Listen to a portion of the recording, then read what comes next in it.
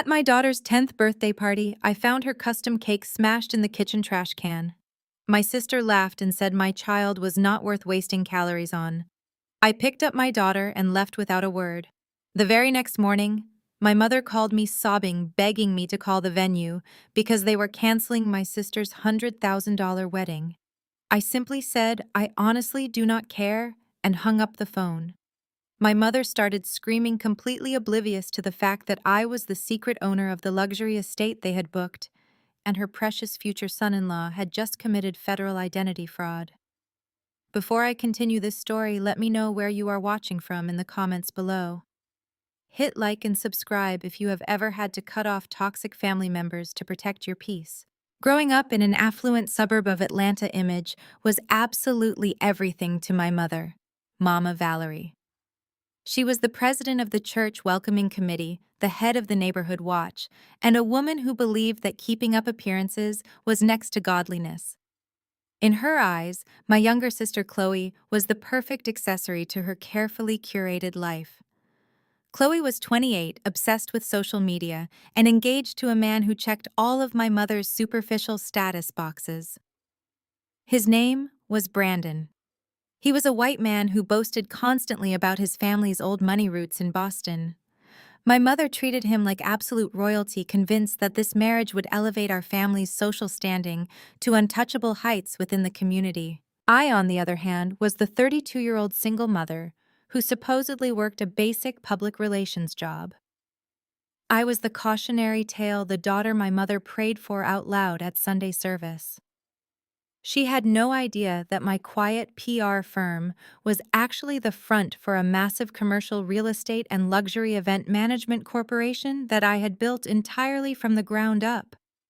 I preferred to keep my wealth hidden, knowing exactly how my family would try to exploit it if they knew the truth about my success. It was a brisk Saturday afternoon when I drove my 10-year-old daughter Zuri to my mother's house. It was Zuri's birthday, and my mother had insisted on hosting a small family dinner to celebrate. I had been extremely hesitant. My mother had a long, painful history of making my daughter an afterthought, but Zuri had begged to see her grandmother and her Aunt Chloe. I wanted to make the day perfect for her. Since Zuri was fascinated by space and science, I had spent over $300 on a custom multi-tiered galaxy cake from the most exclusive bakery in the city. It took me weeks to secure the order. I carefully carried the heavy cake box up the manicured front walkway, while Zuri skipped ahead of me, her face glowing with pure anticipation. When we walked through the heavy oak front doors, there were no balloons. There was no happy birthday banner. The house smelled of expensive catering and lavender diffusers, not a child's birthday party. Zuri ran straight toward the formal dining room, eager to see her birthday setup. I followed close behind, but the moment I stepped into the room, my blood ran ice cold. Zuri was standing completely still, staring down at the large kitchen trash can that had been pulled out and positioned near the swinging doors. My stomach plummeted. I walked over and looked inside. There, smashed upside down among coffee grounds and discarded food wrappers, was Zuri's beautiful galaxy cake. The dark blue and purple frosting was heavily smeared against the plastic liner.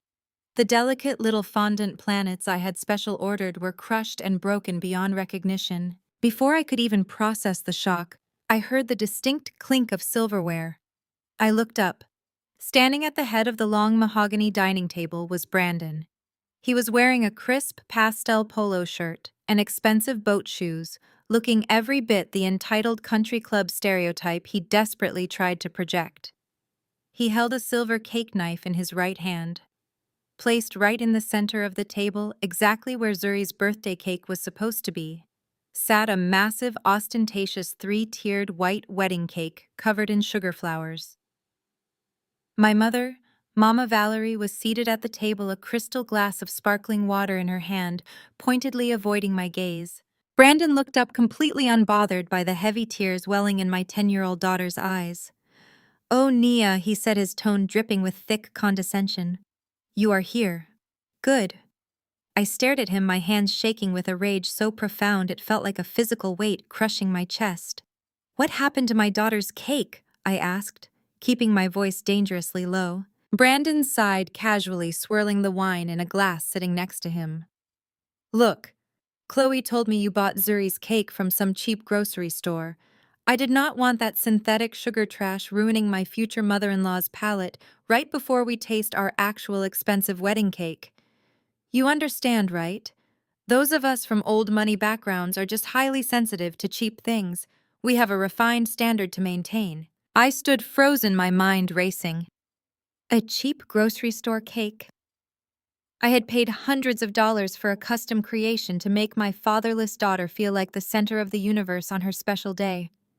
And this arrogant man, a guest in my family's home, had literally thrown her joy into the garbage so he could have a wedding cake tasting on her birthday. Zuri grabbed my hand, her small fingers trembling violently. She looked up at me, a single tear spilling over her eyelashes, and whispered that she wanted to go home. It broke my heart into 1,000 pieces. I looked at Mama Valerie, waiting for her to intervene, waiting for the matriarch of our family to stand up for her own flesh-and-blood granddaughter. Instead, my mother smoothed the front of her expensive silk blouse and offered a dismissive wave of her hand. "Nia, please do not make a scene today," my mother said, her voice laced with heavy irritation. "Brandon and Chloe have a very tight schedule, and this wedding is the most important event this family has ever seen. Zuri is just a child. She does not need all that sugar anyway. You can take her to get some ice cream later. We have to focus on the wedding right now. Do not be so incredibly selfish." Brandon smirked, cutting a delicate slice of the white vanilla sponge and sliding it onto a gold-rimmed china plate. He slid it toward my mother. "Try this one, Valerie. It has a champagne infusion. Much better than that blue monstrosity that was taking up space on the table." He turned his attention back to me, leaning casually against the high back of his chair. "Really, Nia, you should be thanking me.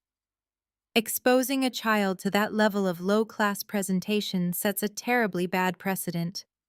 Chloe and I are trying to elevate the standards around here. When we get married at the Sterling estate next month, we need everyone in this family, including you, to understand exactly how luxury works. We cannot have you embarrassing us in front of my Boston relatives." I looked at this man, an outsider who had somehow convinced my mother that his pale skin and exaggerated tales of generational wealth made him superior to her own family.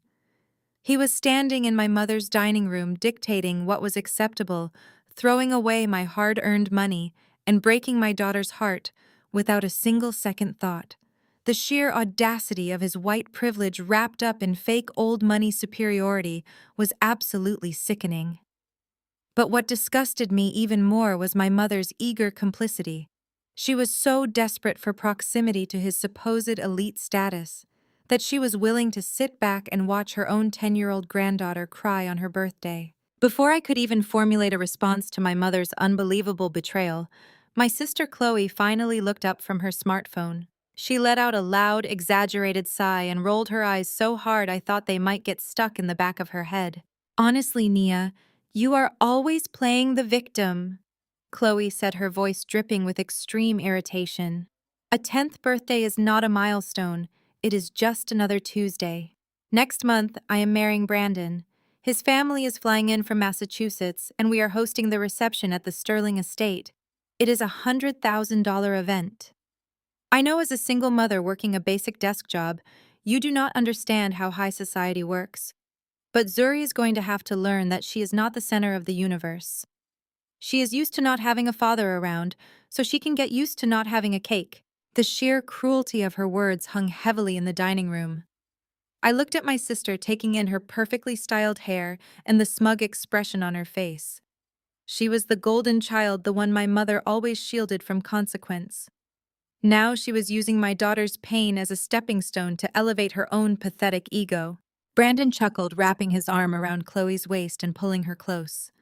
He looked at me as if I were something foul he had scraped off his expensive boat shoes. "Chloe is right," Brandon chimed in, pointing the silver cake knife in my direction. "You should be using this as a teaching moment. In the real world, the people with money and influence make the rules. We are trying to pull this family out of the mud and give you all a respectable name. You acting like a hysterical single mother over a piece of trash cake is exactly why my relatives are hesitant to even attend this wedding in the first place. I turned my gaze back to Mama Valerie. This was the woman who stood at the pulpit every Sunday morning preaching about family values and the grace of God. This was the woman who had demanded I bring my daughter over today because family is everything. She sat there carefully smoothing the fabric of her expensive silk skirt, refusing to meet my eyes. She had heard a grown man disrespect her daughter and a grown woman verbally abuse her granddaughter, and she actively chose to protect her own proximity to Brandon's fake wealth. I did not scream. I did not flip the heavy mahogany table even though every single instinct in my body demanded that I tear the room apart. Screaming would only give them the reaction they desperately wanted. It would allow them to paint me as the angry, unhinged sister who ruined the elegant wedding tasting. Instead, I let a terrifying absolute calm wash over my entire body. I turned my back on the three of them and dropped down to one knee, so I was directly at eye level with my daughter. Zuri was trying so hard to be brave, but her bottom lip was quivering uncontrollably. I pulled a soft tissue from my purse and gently wiped the single tear from her cheek. I gave her my most reassuring smile, the one I reserved strictly for the two of us when the world felt too heavy. "You listen to me," I whispered softly to her. "You are the absolute center of my universe. Your birthday is the most important day of the year, and no one in this room is worthy of celebrating you. We are going to leave right now and have the best night ever. Do you understand?" Zuri gave a small, brave nod and wiped her eyes. I stood up, taking her small hand in mine. My grip was firm and protective. I turned back and looked directly at Mama Valerie. The silence in the room was suffocating. My mother finally shifted in her chair, a flicker of nervous energy breaking through her rigid posture. She opened her mouth, likely to offer another church-infused excuse about needing to be flexible and forgiving for the sake of the family image. I did not let her speak a single word. "Today you watched this man throw your granddaughter's joy into the garbage," I said, my voice eerily steady and devoid of any emotion. "You watched Chloe tear down a 10-year-old child. You chose them. You chose this fake display of wealth over your own blood. Do not ever call my phone again." I did not wait for a response. I turned on my heel and walked out of the formal dining room, keeping Zuri safely tucked by my side. As we reached the front hallway, the paralyzing shock finally wore off my mother. I heard her dining chair scrape violently against the hardwood floor. "Nia Caldwell, you get back here right now!" Mama Valerie screamed from the dining room, her footsteps hurrying toward the hallway. "Do not you dare walk away from me when I am speaking. You are disrespecting this family. You are going to ruin your sister's mood, and I will not have it. You need to apologize to Brandon for your attitude immediately." I ignored her screaming completely.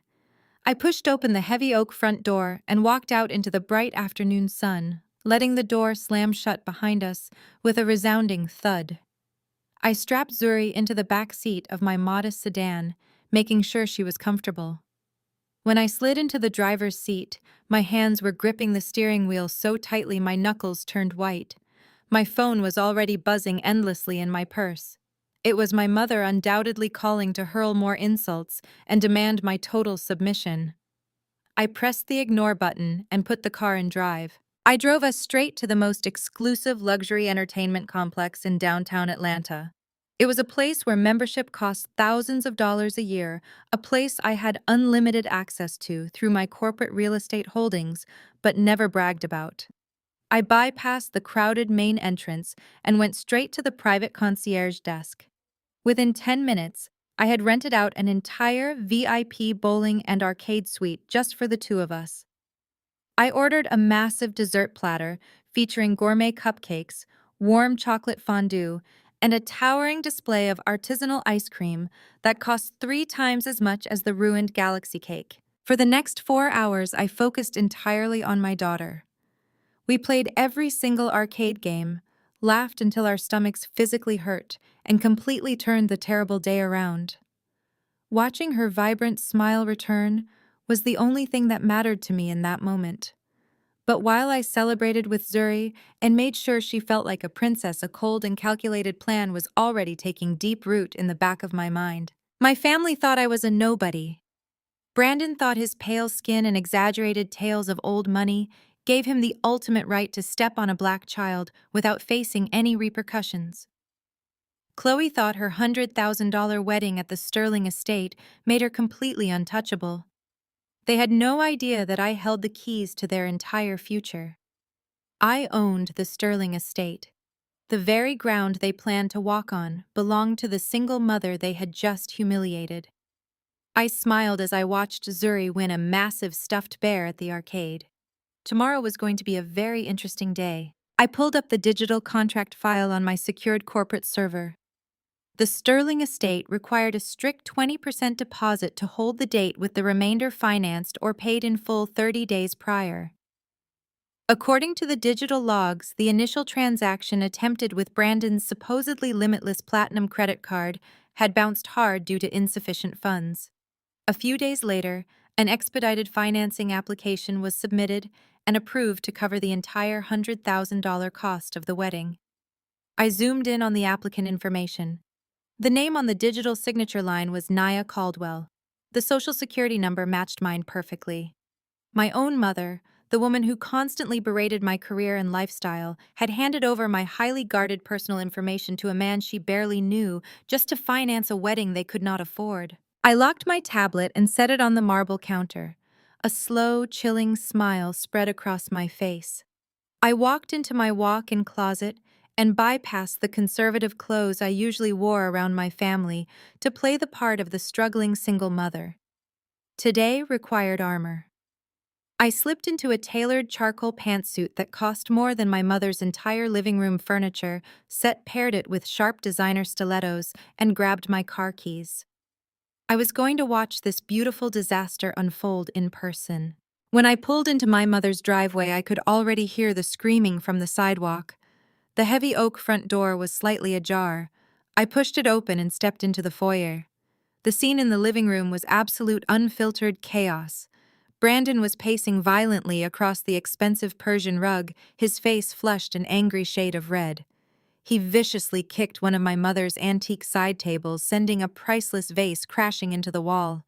Chloe was curled up on the velvet sofa, sobbing uncontrollably into a throw pillow, her silk robe slipping off her shoulders. Mama Valerie was hovering near the fireplace, clutching a silver cross necklace and murmuring anxious prayers. My mother spotted me standing in the entryway and immediately lunged forward. She grabbed my arm, her manicured nails digging painfully into my fabric. She demanded that I get on my phone this exact second. She screamed that I needed to use whatever low-level public relations contacts I had to reach the owners of the Sterling estate and beg for their mercy. Brandon stopped pacing and glared at me. He snatched a thick stack of printed papers from the coffee table and marched over aggressively, shoving the documents against my chest. "Fix this right now," Brandon ordered, his voice echoing with arrogant authority. "Your incompetent industry contacts messed up a simple transaction. You call them and tell them that if my venue is not secured by noon, I will have my family's legal team sue them into absolute poverty." I did not flinch. I slowly took the papers from his hands, acting as though this was the first time I was seeing them. I flipped past the cancellation notice and deliberately stopped on the financing agreement. I looked at the bottom of the page, tracing the forged digital signature with my manicured finger. Then I looked up, locking eyes with the man who had thrown my daughter's birthday cake in the trash just 24 hours earlier. "This financing agreement is entirely in my name," I said, making my voice sound appropriately shocked. "You used my social security number to take out a $100,000 loan for your wedding." Brandon rolled his eyes and let out an exasperated sigh, completely unbothered by the fact that I had just caught him committing a felony. He crossed his arms over his chest, looking down his nose at me. "You should be honored to contribute to this family," he scoffed. "Chloe's card had a daily limit issue, and my trust fund distribution is temporarily delayed until the end of the fiscal quarter.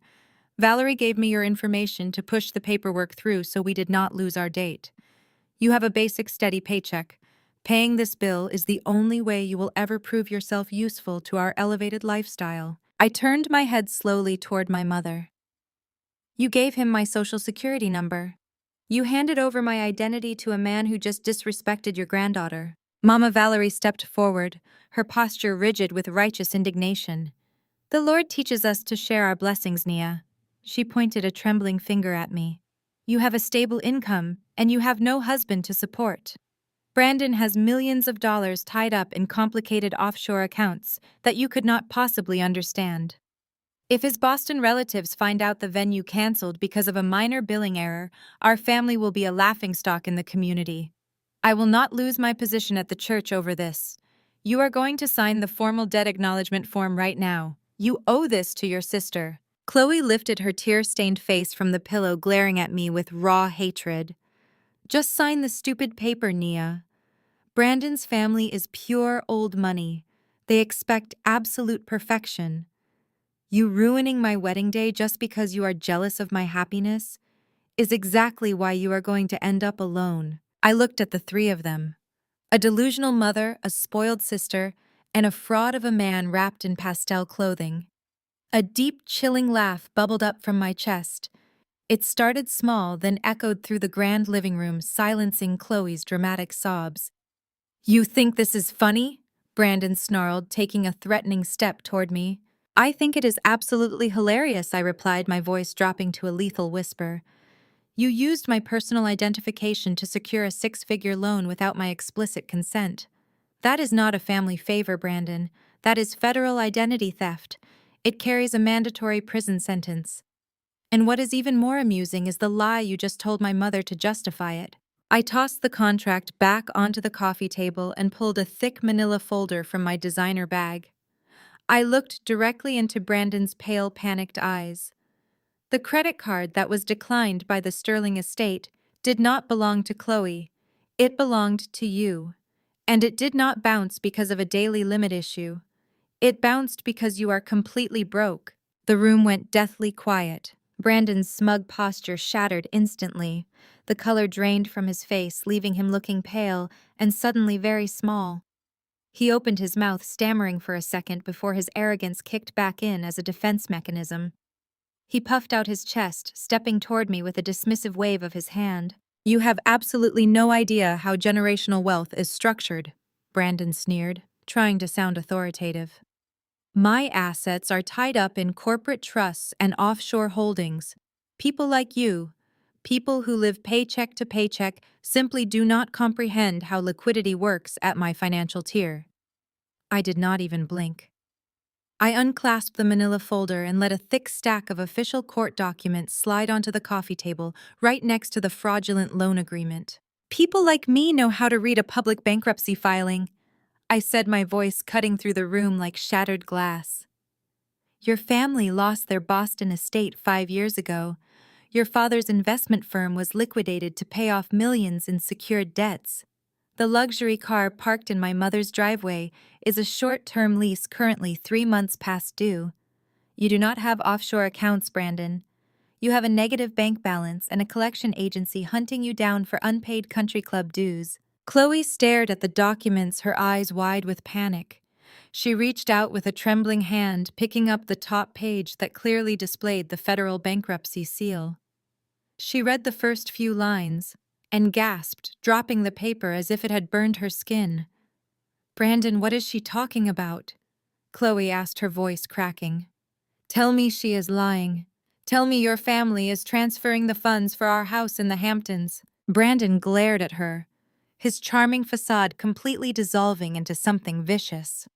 Shut up, Chloe, he snapped. The harshness in his tone made my mother flinch. I told you my funds were temporarily restricted. It is a minor legal hurdle. He is a con artist, Chloe, I said, shaking my head at her absolute delusion.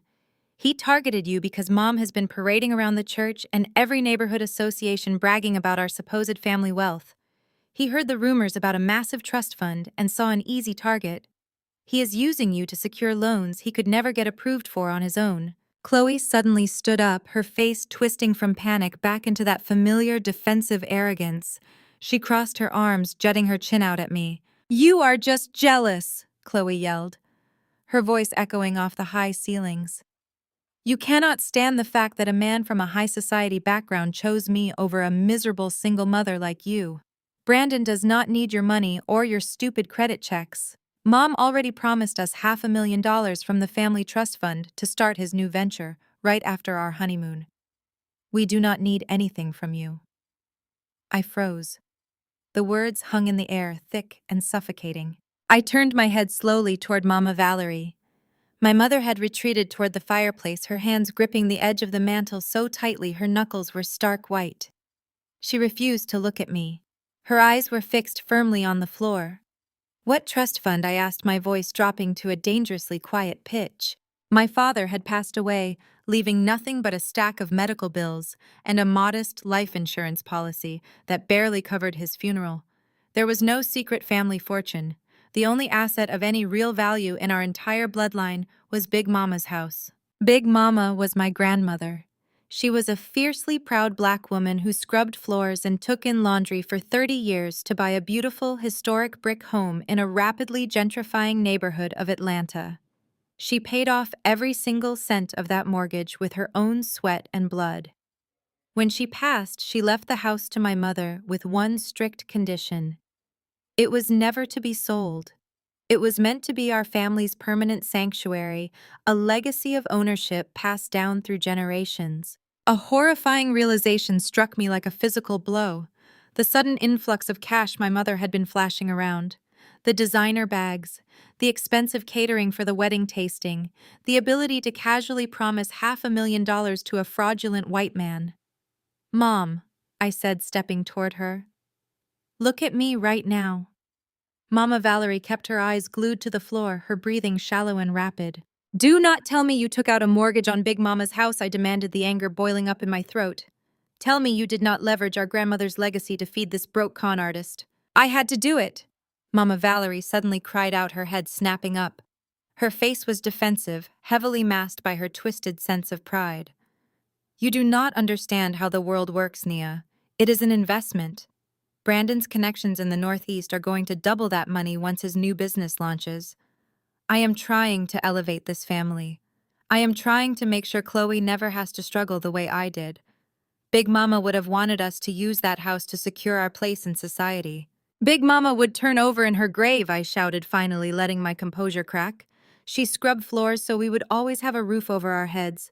She did not work herself to the bone so you could hand the deed over to a bank to impress a white man who throws your granddaughter's birthday cake in the trash. You risked our only family legacy for a lie." "It is not a lie!" Chloe screamed, stomping her foot like a petulant child. "Brandon is going to make us millions. You are just trying to ruin my wedding because you will never have one." Before I could respond to Chloe's absolute insanity, a sudden dark chuckle filled the room. Brandon was laughing. The panic had completely vanished from his eyes, replaced by a sinister, predatory gleam. He slowly walked around the coffee table, stepping directly into my personal space. He looked down at me, a cruel smirk twisting his lips.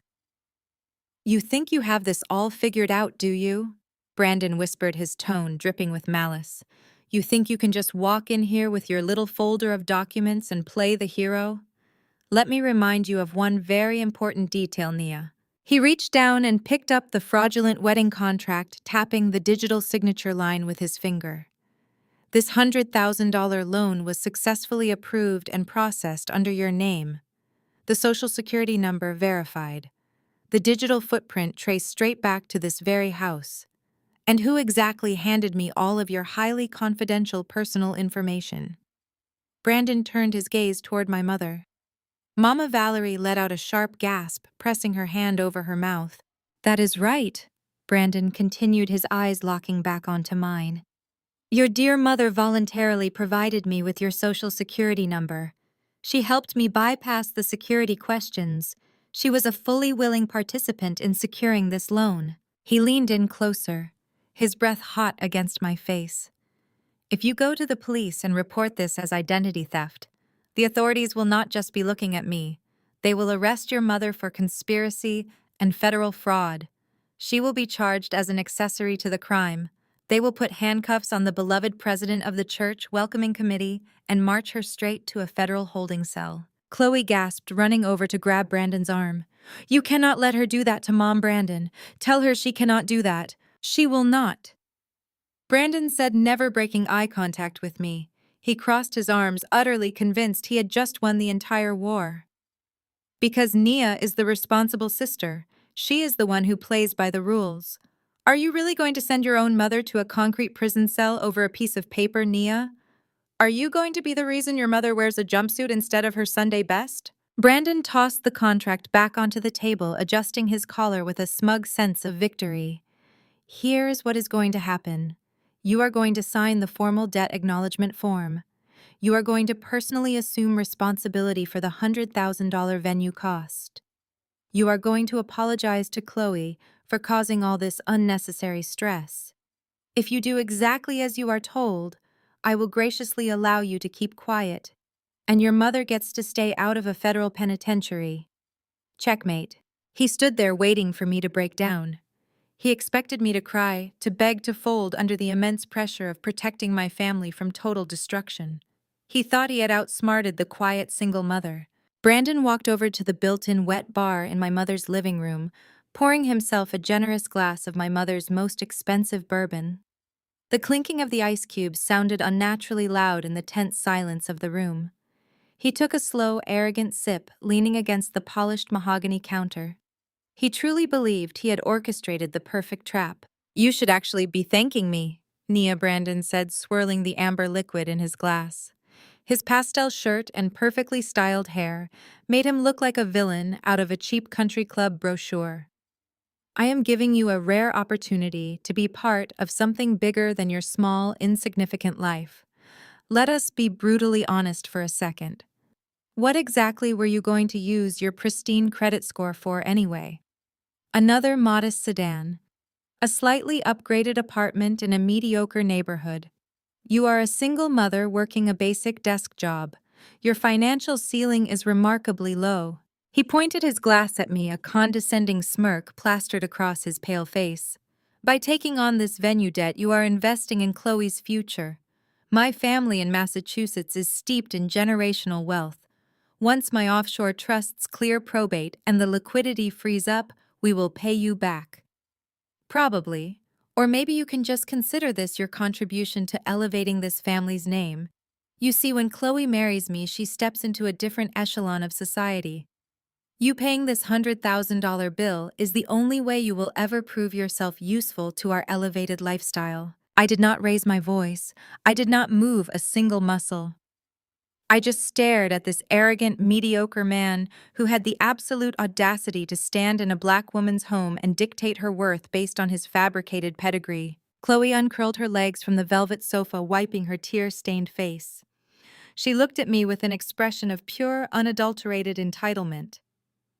Brandon is right, Nia. She whined, her voice nasal and grating. His family is flying down on a private charter. They expect a certain caliber of hospitality. You cannot just ruin my wedding because you are bitter and alone. Mama already said she would cover the interest payments until Brandon's funds clear. You literally just have to sign the debt acknowledgement form so the venue releases the hold. It is not a big deal. Not a big deal. I looked from my sister to my mother. Mama Valerie was still standing near the fireplace, clutching her silver cross necklace.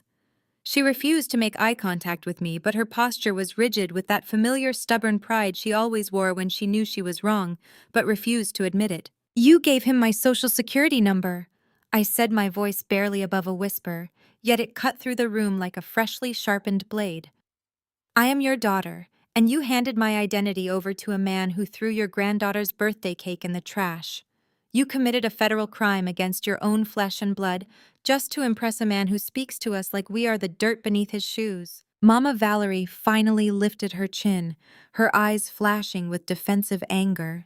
She marched toward the center of the living room, her expensive silk skirt swishing around her ankles. Do not you dare use that tone with me in my own house, she snapped. The Lord teaches us that sacrifice is the foundation of family. You have a steady paycheck. You have no husband to support and no massive obligations. Chloe is marrying into an elite family. Do you have any idea what the women at the church would say if this wedding gets canceled? They would whisper that my daughter was not good enough for a man of Brandon's stature. I will not have my reputation dragged through the mud because you want to be stingy. She pointed a manicured finger at my chest. I gave him the number because it was the only logical solution. Chloe's credit cards were acting up due to fraud protection, and Brandon's assets are tied up in complicated investments. It was a temporary bridge loan. You are going to take that pen sign the assumption of debt and apologize to your brother-in-law for causing this unnecessary stress. I stared at the woman who gave birth to me. The depth of her self-hatred and her desperate need for white validation was staggering. She was willing to financially ruin her eldest daughter, saddle me with $100,000 of high-interest debt, and risk federal prison, all to secure a front-row seat at a country club that would never actually accept her. How did you bypass the security questions? I asked, keeping my tone deadly flat.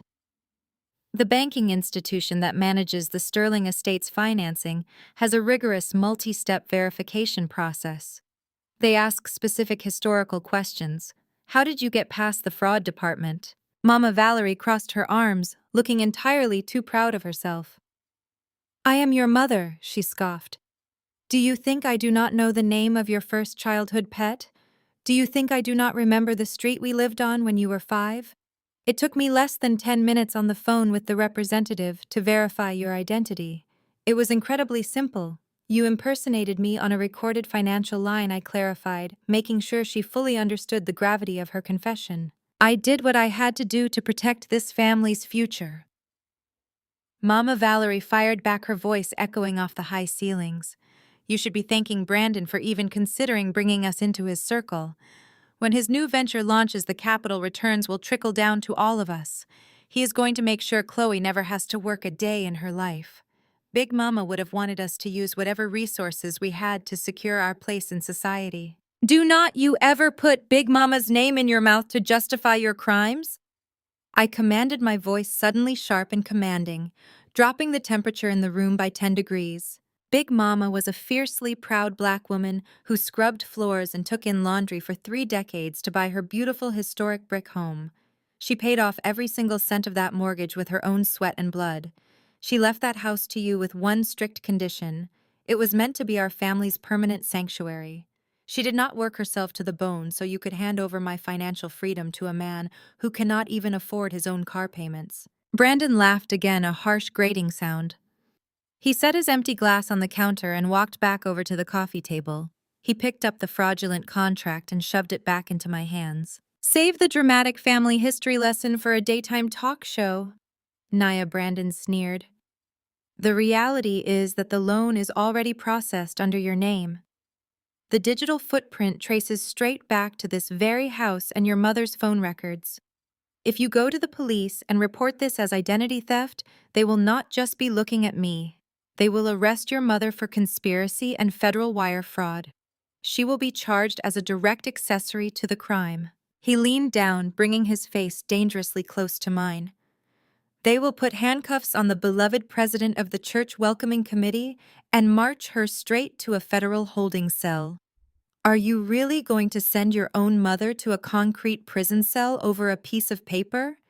Are you going to be the reason your mother wears an orange jumpsuit instead of her Sunday best? Chloe gasped dramatically from the sofa. You cannot let her do that to Mom, Brandon. Tell her she cannot do that. She will not do that, Brandon stated with absolute sickening confidence.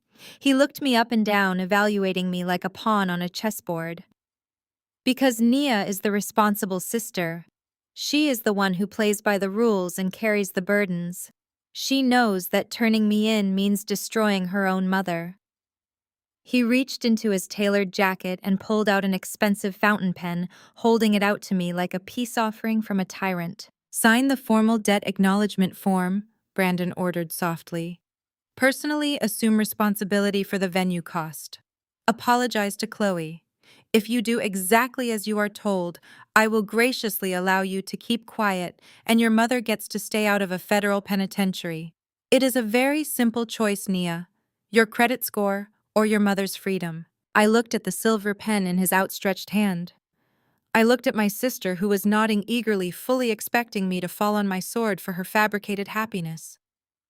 I looked at my mother, who stood tall and defiant, completely devoid of any maternal guilt, banking entirely on my lifelong habit of protecting this family from its own destructive behavior. They had laid their trap perfectly. They thought they had backed me into an inescapable corner. They expected me to cry, to beg, to fold under the immense pressure of protecting my mother from total destruction. They thought they had completely outsmarted the quiet single mother.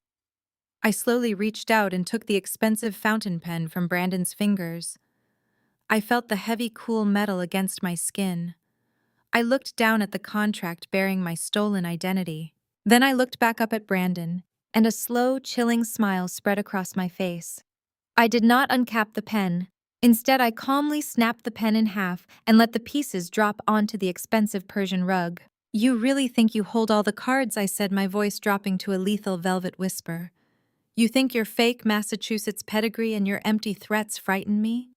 You think you can walk into a black woman's home, steal her identity, threaten her mother with federal prison, and walk away the victor?" I unclasped the manila folder I had brought with me and let a thick stack of official notarized court documents slide onto the coffee table, landing directly on top of the fraudulent loan agreement. "You forgot one very crucial detail about me, Brandon," I said smoothly. "I do not just work a basic 9-to-5 job. And I am certainly not the helpless victim you so desperately need me to be. You want to talk about high society and financial leverage. Let us talk about public bankruptcy filings. Let us talk about how much you actually owe, and let us talk about who really owns the venue you are trying to steal." The confident smirk on Brandon's face instantly vanished. The air in the room suddenly turned suffocatingly heavy as he stared down at the documents I had just presented. The game was over, and I was about to destroy his entire world. Before I could even process the absolute audacity of his ultimatum, the heavy silence in the living room was shattered by the rustle of expensive silk. Mama Valerie stepped directly between me and Brandon. She did not position herself to protect her daughter from a man making federal threats. Instead, she stood shoulder to shoulder with him, forming a united front against me. She reached up to touch her silver cross necklace, a gesture I knew all too well. It was the same performative motion she used every Sunday at church, right before she delivered a masterclass in emotional manipulation. "Nia, you need to lower your defenses and listen to reason. Mama." Valerie began, her voice dropping into that soothing, overly dramatic tone she used to command the congregation. "The Lord teaches us that sacrifice is the highest form of family love. We are supposed to bear one another's burdens. You are acting as if we asked you to cut off your own right arm. We are simply asking you to be a team player for once in your life." I stared at her, completely motionless. A team player.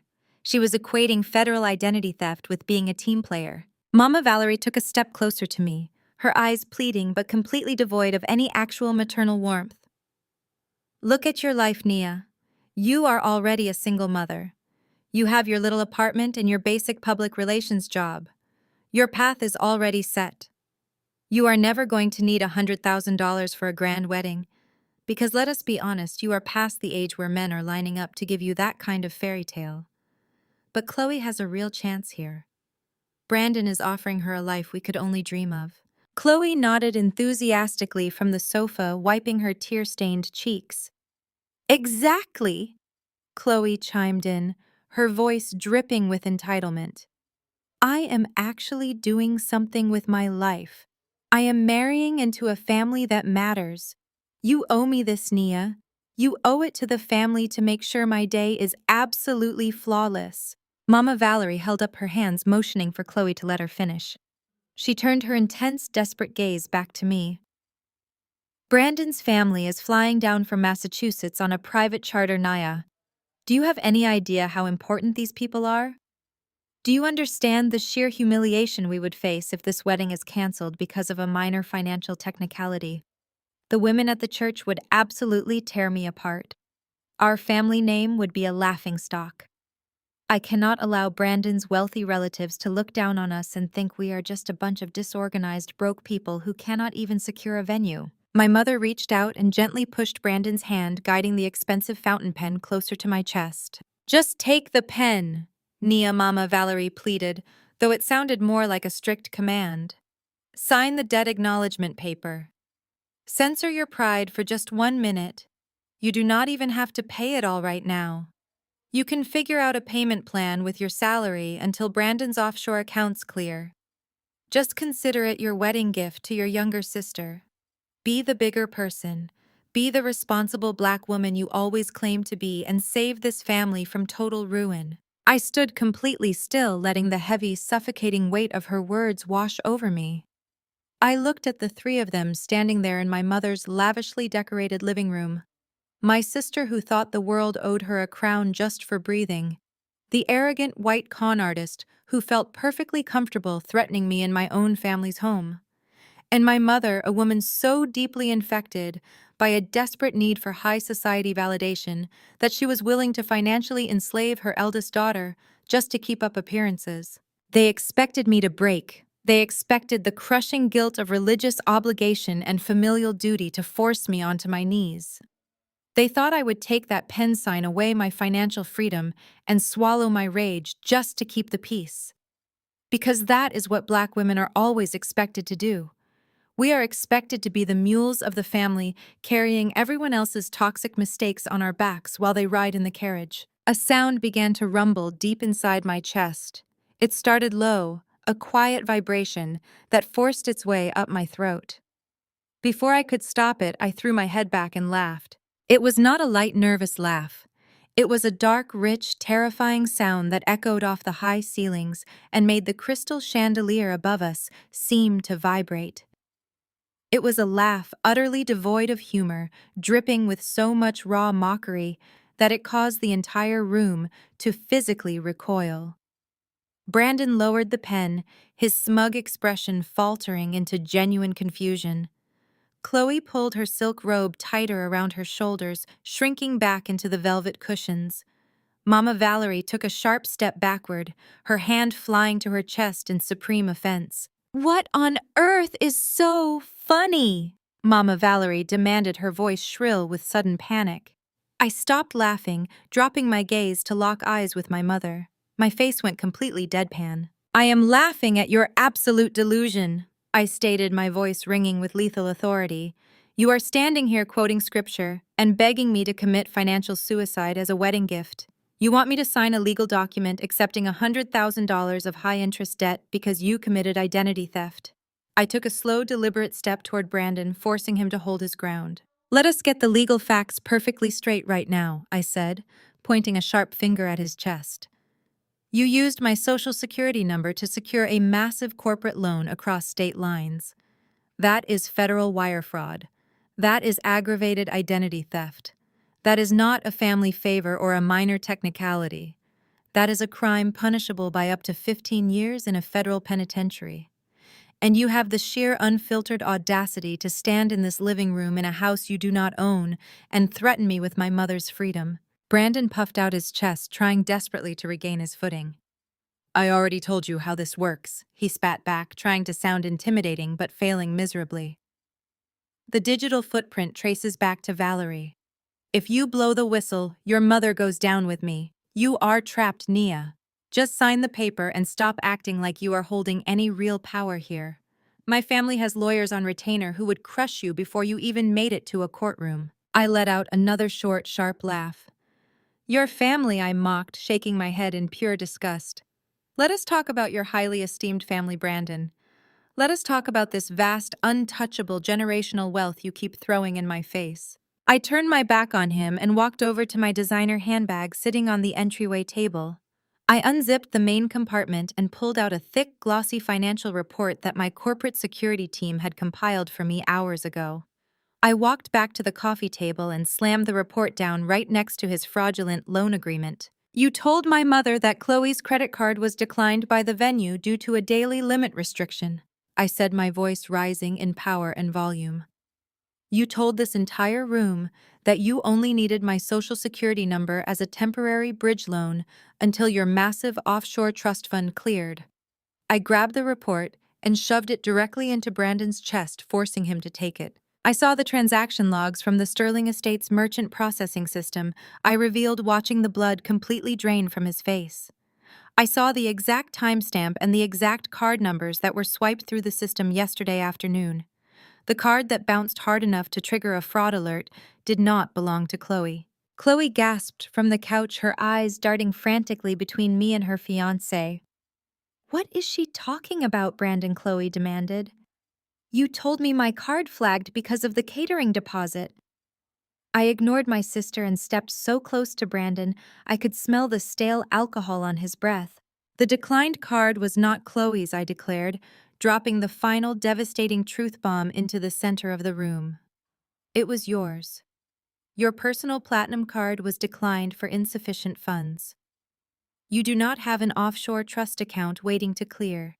You do not have a team of Boston lawyers on retainer. You used my social security number to borrow $100,000 because you could not even afford to pay the initial 20% deposit. You are nothing but a broke, empty-pocketed fraud. The heavy silence in the room was absolute. Brandon stared down at the broken pieces of his expensive fountain pen resting on my mother's Persian rug. His chest rose and fell rapidly.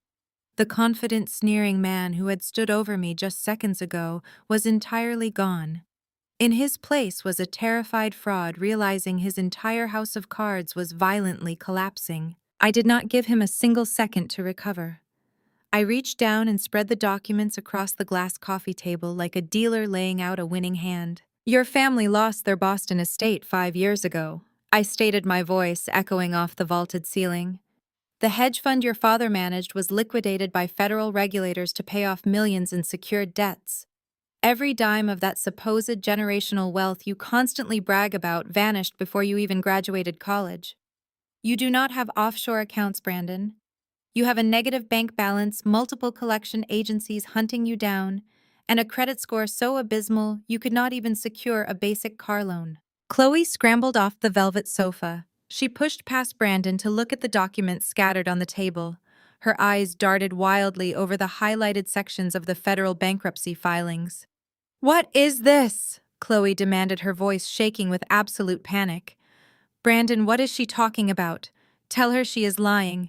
Tell her your family is transferring the funds for our house in the Hamptons next week. Brandon opened his mouth, but only a pathetic stuttering sound came out. He looked from Chloe to the documents, and then to me. His face was a sickly shade of gray. The pastel polo shirt he wore suddenly looked less like a symbol of wealth, and more like a cheap, desperate costume. He cannot tell you that because it is a lie, I answered for him. That luxury sport utility vehicle parked in the driveway right now is a short-term lease that is exactly 90 days past due. The dealership already issued a repossession order. That prestigious country club membership he claims to hold was revoked last year for non-payment of dues. Everything about him is a fabricated illusion. He is drowning in debt and looking for a massive lifeline. I took a step closer to him, forcing him to back up against the mantelpiece. You came into my family looking for a bailout, I said, my gaze cutting right through his pathetic facade. But why target Chloe? Why target a family in Atlanta when you were playing the part of a Boston elite? I turned my attention to my mother. Mama Valerie had backed away toward the dining room doors, her hands clutching her silk blouse. She looked exactly like a deer caught in the headlights. It took me a while to figure out the connection. I continued, keeping my voice dangerously calm. My corporate security team had to dig deep into your social circles, Brandon. But then we found the link. We found out who you have been talking to and what you have been listening to.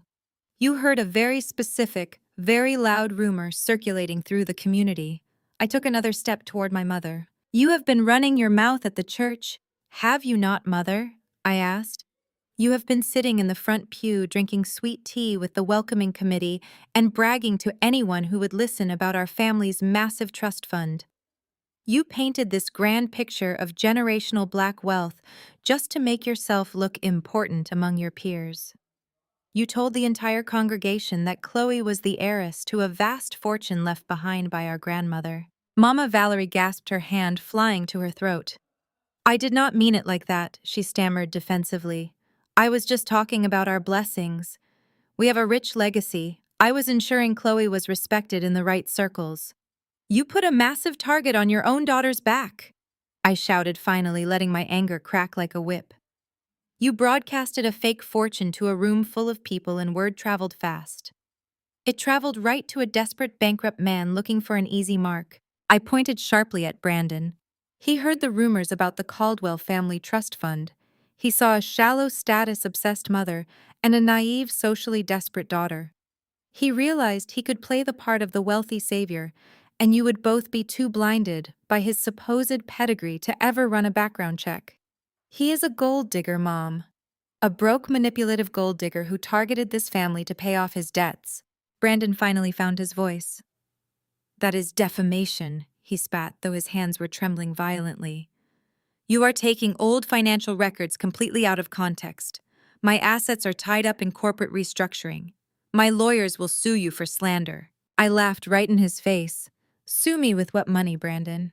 You literally just tried to steal $100,000 using my social security number because your own credit card bounced at the venue. You do not even have enough liquidity to buy a cup of coffee right now, let alone hire a legal team. Chloe grabbed Brandon's arm, shaking it frantically.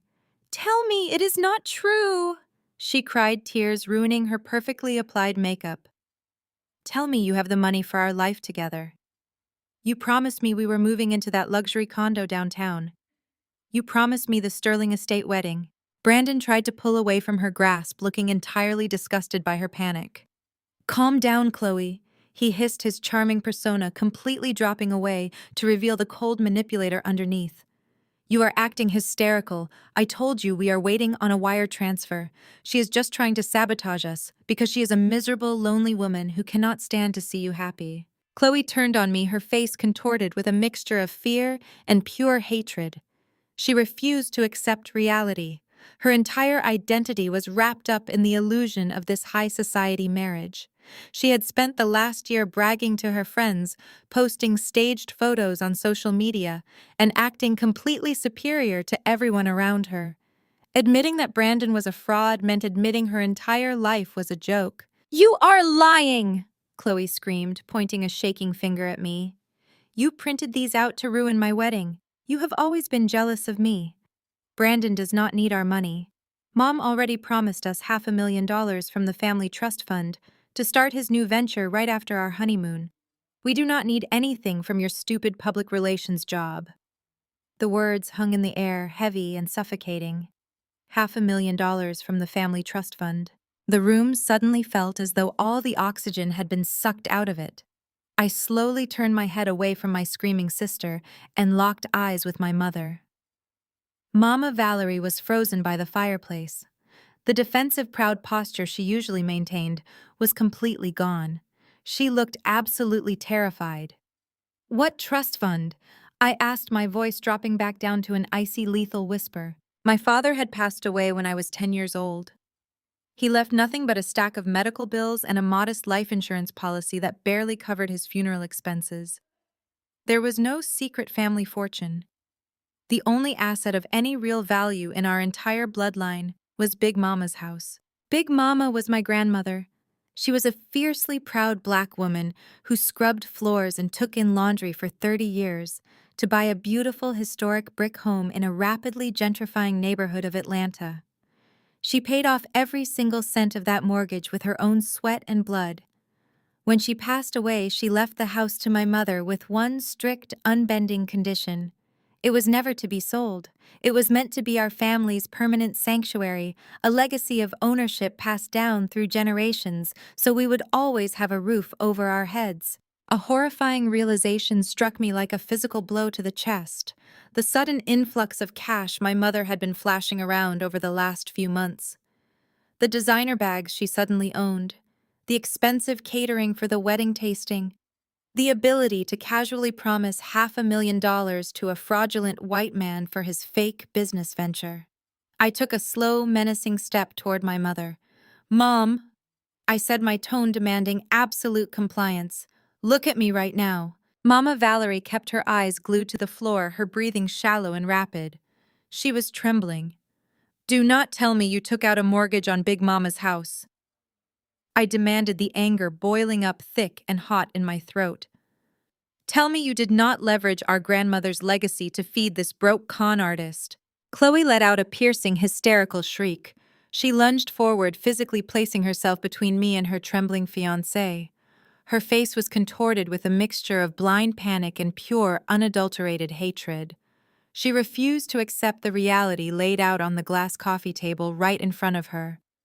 Her entire identity, her entire sense of superiority over me, was desperately wrapped up in the illusion of this high society marriage. She had spent the last year bragging to her church friends, posting meticulously staged photos on social media, and acting completely superior to everyone in our neighborhood. Admitting that Brandon was a fraud meant admitting her entire life was a pathetic joke. "Shut up!" Chloe screamed, pointing a shaking finger directly at my face. "Shut your mouth right now! You printed these fake documents just to ruin my wedding. You have always been insanely jealous of me. You cannot stand the fact that a sophisticated man from a wealthy background chose me over a miserable, lonely single mother like you." I did not flinch. I just stared at my sister, marveling at the sheer depth of her delusion. "Brandon does not need your money," Chloe continued, her voice reaching a frantic, shrill pitch as she gripped his arm for dear life. "He does not need your credit score or your stupid public relations salary. Mom already promised us $500,000 from the family trust fund to start his new venture right after our honeymoon. We do not need anything from you. He is merging his assets with our trust fund. We are going to be untouchable." The words hung in the air, heavy, suffocating, and incredibly dangerous. $500,000 from the family trust fund. The room suddenly felt as though all the oxygen had been violently sucked out of it. Brandon's head snapped up. He looked at Chloe, and then his eyes darted rapidly over to my mother. The greedy, expectant look that flashed across his pale face told me everything I needed to know. He was actually counting on that money. He had stayed in this relationship, endured my mother's overbearing church antics, and played the part of the devoted fiancé solely because he believed a massive payday was waiting for him at the altar. I slowly turned my head away from my screaming sister and locked eyes with my mother. Mama Valerie was completely frozen by the fireplace. The defensive, haughty posture she usually maintained for her congregation had entirely evaporated. She looked absolutely terrified. The color had drained from her face, leaving her skin an ashen gray. She refused to meet my eyes, staring intensely at the floral pattern on the Persian rug instead. Her hands were visibly shaking as she gripped her silver cross necklace, but this time there was no performative grace to the movement. She looked exactly like a cornered animal. "What trust fund?" I asked, my voice dropping to an icy, lethal whisper that commanded the attention of every single person in the room. Mama Valerie swallowed hard, taking a tiny step backward until her shoulder hit the brick of the fireplace. "Nia, this is not the time to discuss private family financial matters," she stammered, her voice lacking any of its usual booming authority. "Chloe is just upset. We are all stressed about the venue." "Do not try to spin this," I snapped, cutting off her pathetic attempt at gaslighting. "What trust fund are you talking about, Mother?" My father had worked at a municipal packaging plant for 30 years. When he passed away from a sudden stroke when I was 10 years old, he left behind nothing but a mountain of hospital bills and a modest life insurance policy that barely covered his burial plot. My mother had to work 2 administrative jobs just to keep the lights on and food on the table during our childhood.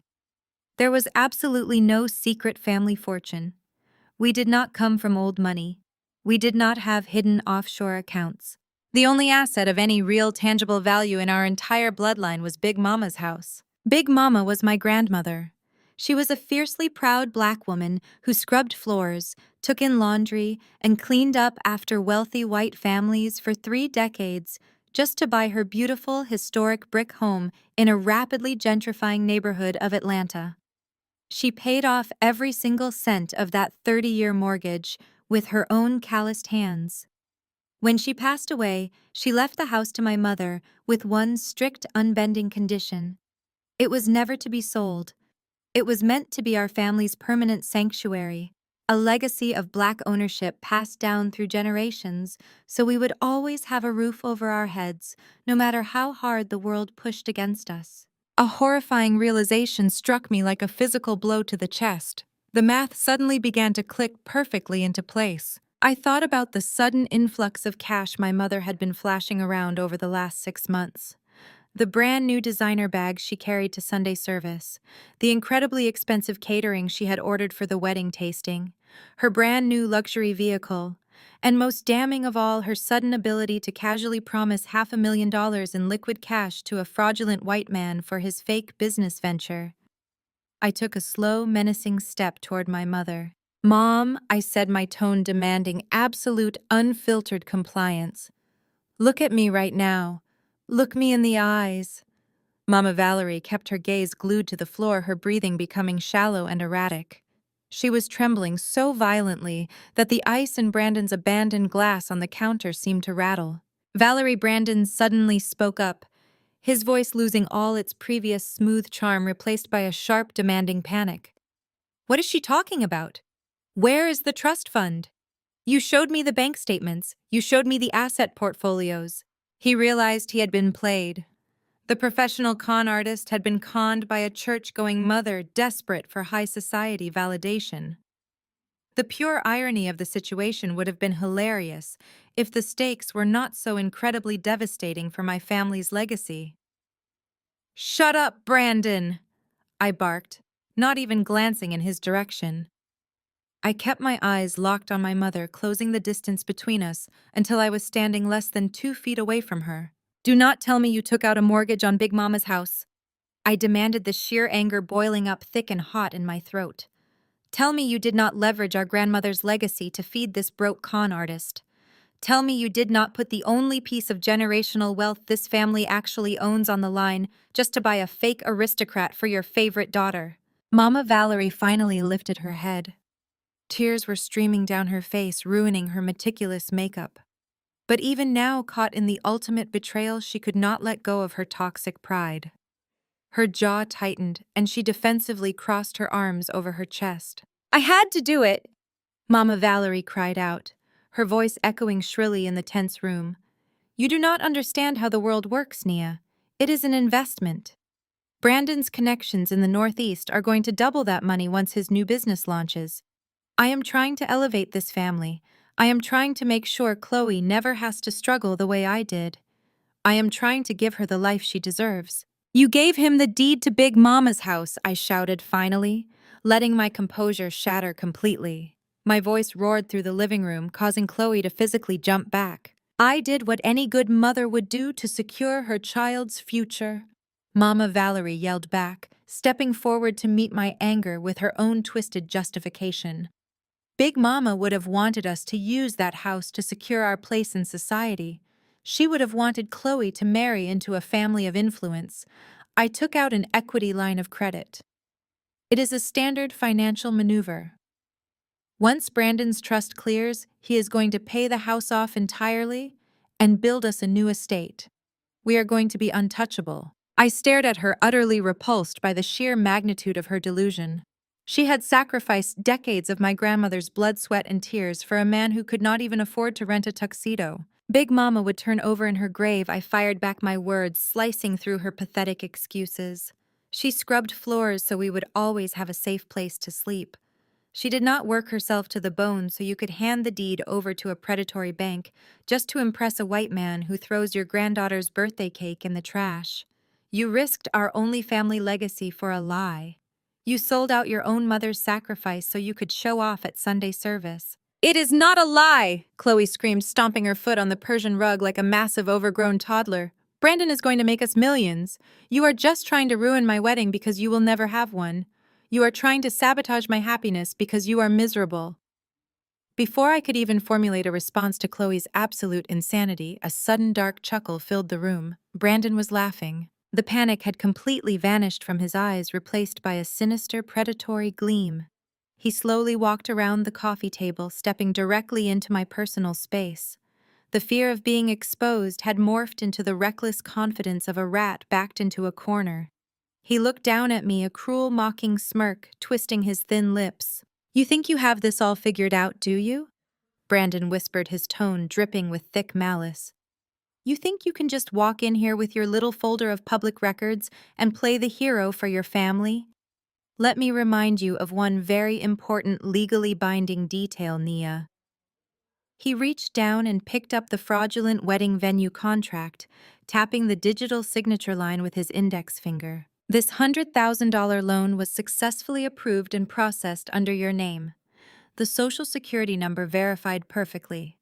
The digital footprint traced straight back to this very house using your mother's IP address. And who exactly handed me all of your highly confidential personal information to make this happen? Brandon turned his gaze toward my mother. Mama Valerie let out a sharp gasp, pressing her hand over her mouth as the reality of her actions finally crashed down on her. That is right, Brandon continued, his eyes locking back onto mine with sick satisfaction. Your dear mother voluntarily provided me with your Social Security number.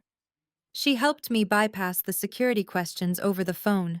She was a fully willing participant in securing this loan.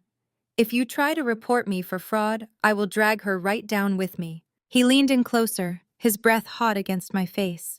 If you go to the police and report this as identity theft, the authorities will not just be looking at me. They will arrest your mother for conspiracy and federal wire fraud. She will be charged as a direct accessory to the crime. They will put handcuffs on the beloved president of the church welcoming committee and march her straight to a federal holding cell. Chloe gasped, running over to grab Brandon's arm again. You cannot let her do that to Mom, Brandon. Tell her she cannot do that. She will not. Brandon said, never breaking eye contact with me.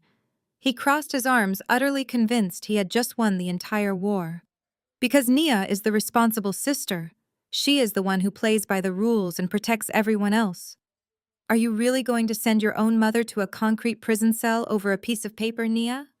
Are you going to be the reason your mother wears a jumpsuit instead of her Sunday best? Brandon tossed the contract back onto the table, adjusting his collar with a smug sense of victory. Here is what is going to happen. You are going to sign the formal debt acknowledgement form right now. You are going to personally assume responsibility for the $100,000 venue cost. If you do exactly as you are told, I will graciously allow you to keep quiet, and your mother gets to stay out of a federal penitentiary. Checkmate. He stood there waiting for me to break down. He expected me to cry, to beg, to fold under the immense pressure of protecting my family from total destruction. He thought he had outsmarted the quiet single mother, but he had no idea who he was actually dealing with. Mama Valerie's knees finally buckled under the crushing weight of the truth. She collapsed backward onto the velvet sofa, landing heavily right next to Chloe. Her hands flew up to cover her face, and a loud, jagged sob tore through her chest. Her perfectly styled hair fell out of place, and her shoulders shook violently. She did not need to say a single word. Her total physical breakdown was all the confirmation I needed. The air in the living room turned completely toxic.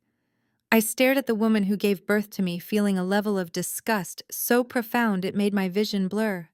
You actually did it, I said, my voice dropping an octave, resonating with a terrifying calm. You went to a predatory bank and signed away the deed to a historic, fully paid-off property. You took out a massive equity loan on Big Mama's house. Mama Valerie dropped her hands, her face streaked with ruined makeup and tears of absolute panic. She looked up at me with wild, desperate eyes. I did it for us, Nia. I did it to secure our future. Brandon showed me the financial projections for his new commercial venture. He told me that if I provided the seed capital, he would guarantee a 500% return within the first fiscal year.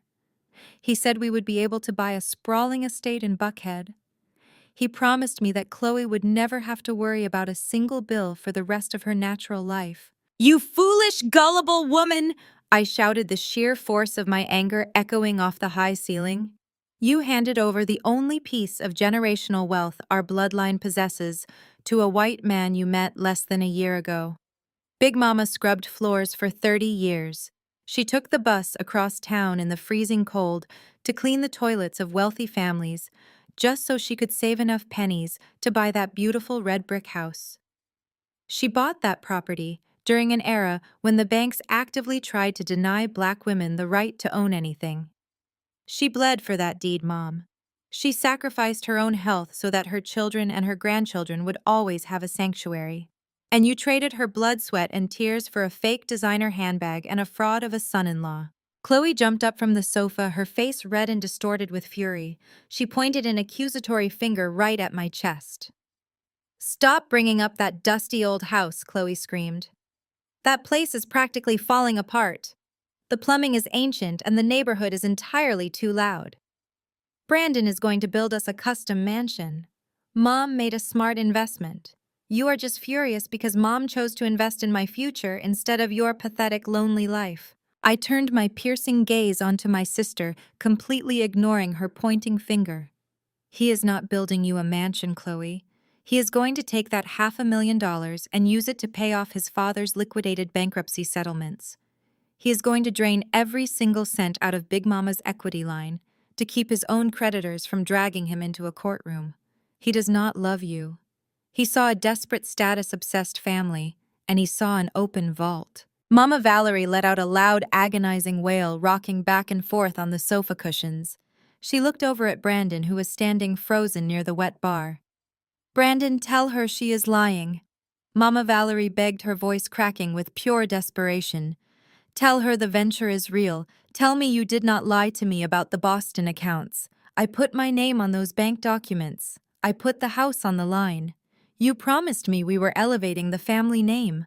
Brandon did not offer a word of comfort. He did not rush over to console his sobbing fiancée or his panicking future mother-in-law. Instead, he stared at the financial reports scattered across the glass coffee table.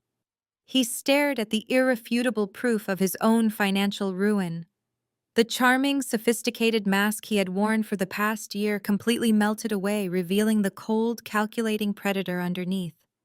He looked at my mother's tear-stained face, and then he looked at me. And then Brandon began to laugh. It was not a nervous chuckle. It was a loud, manically cruel laugh that filled the entire room. He threw his head back, the sound vibrating with a deep, sinister amusement. The sudden shift in his demeanor made Chloe physically recoil, her hands flying to her mouth in shock.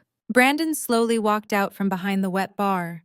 He rolled up the sleeves of his pastel polo shirt, looking completely unbothered by the fact that his entire con had just been exposed. He strutted over to the coffee table, his eyes locked onto mine with a sickening gleam of dark triumph. "You really think you are the smartest person in the room?" Nia, Brandon said, his voice dripping with pure, concentrated venom. "You think your little corporate background check changes anything that is happening right now? You think you can walk in here, throw some public bankruptcy records on the table, and suddenly play the rescuing hero for these two desperate women?" He lunged forward and snatched the venue financing agreement right off the glass table. He held the document up in the air, shaking the paper aggressively in my direction. "You seem to be forgetting the most important piece of paper in this room," Brandon sneered, his lips curling into a wicked, triumphant smile. "You can expose my family's financial history all you want. You can yell about your grandmother's dusty brick house until you are blue in the face.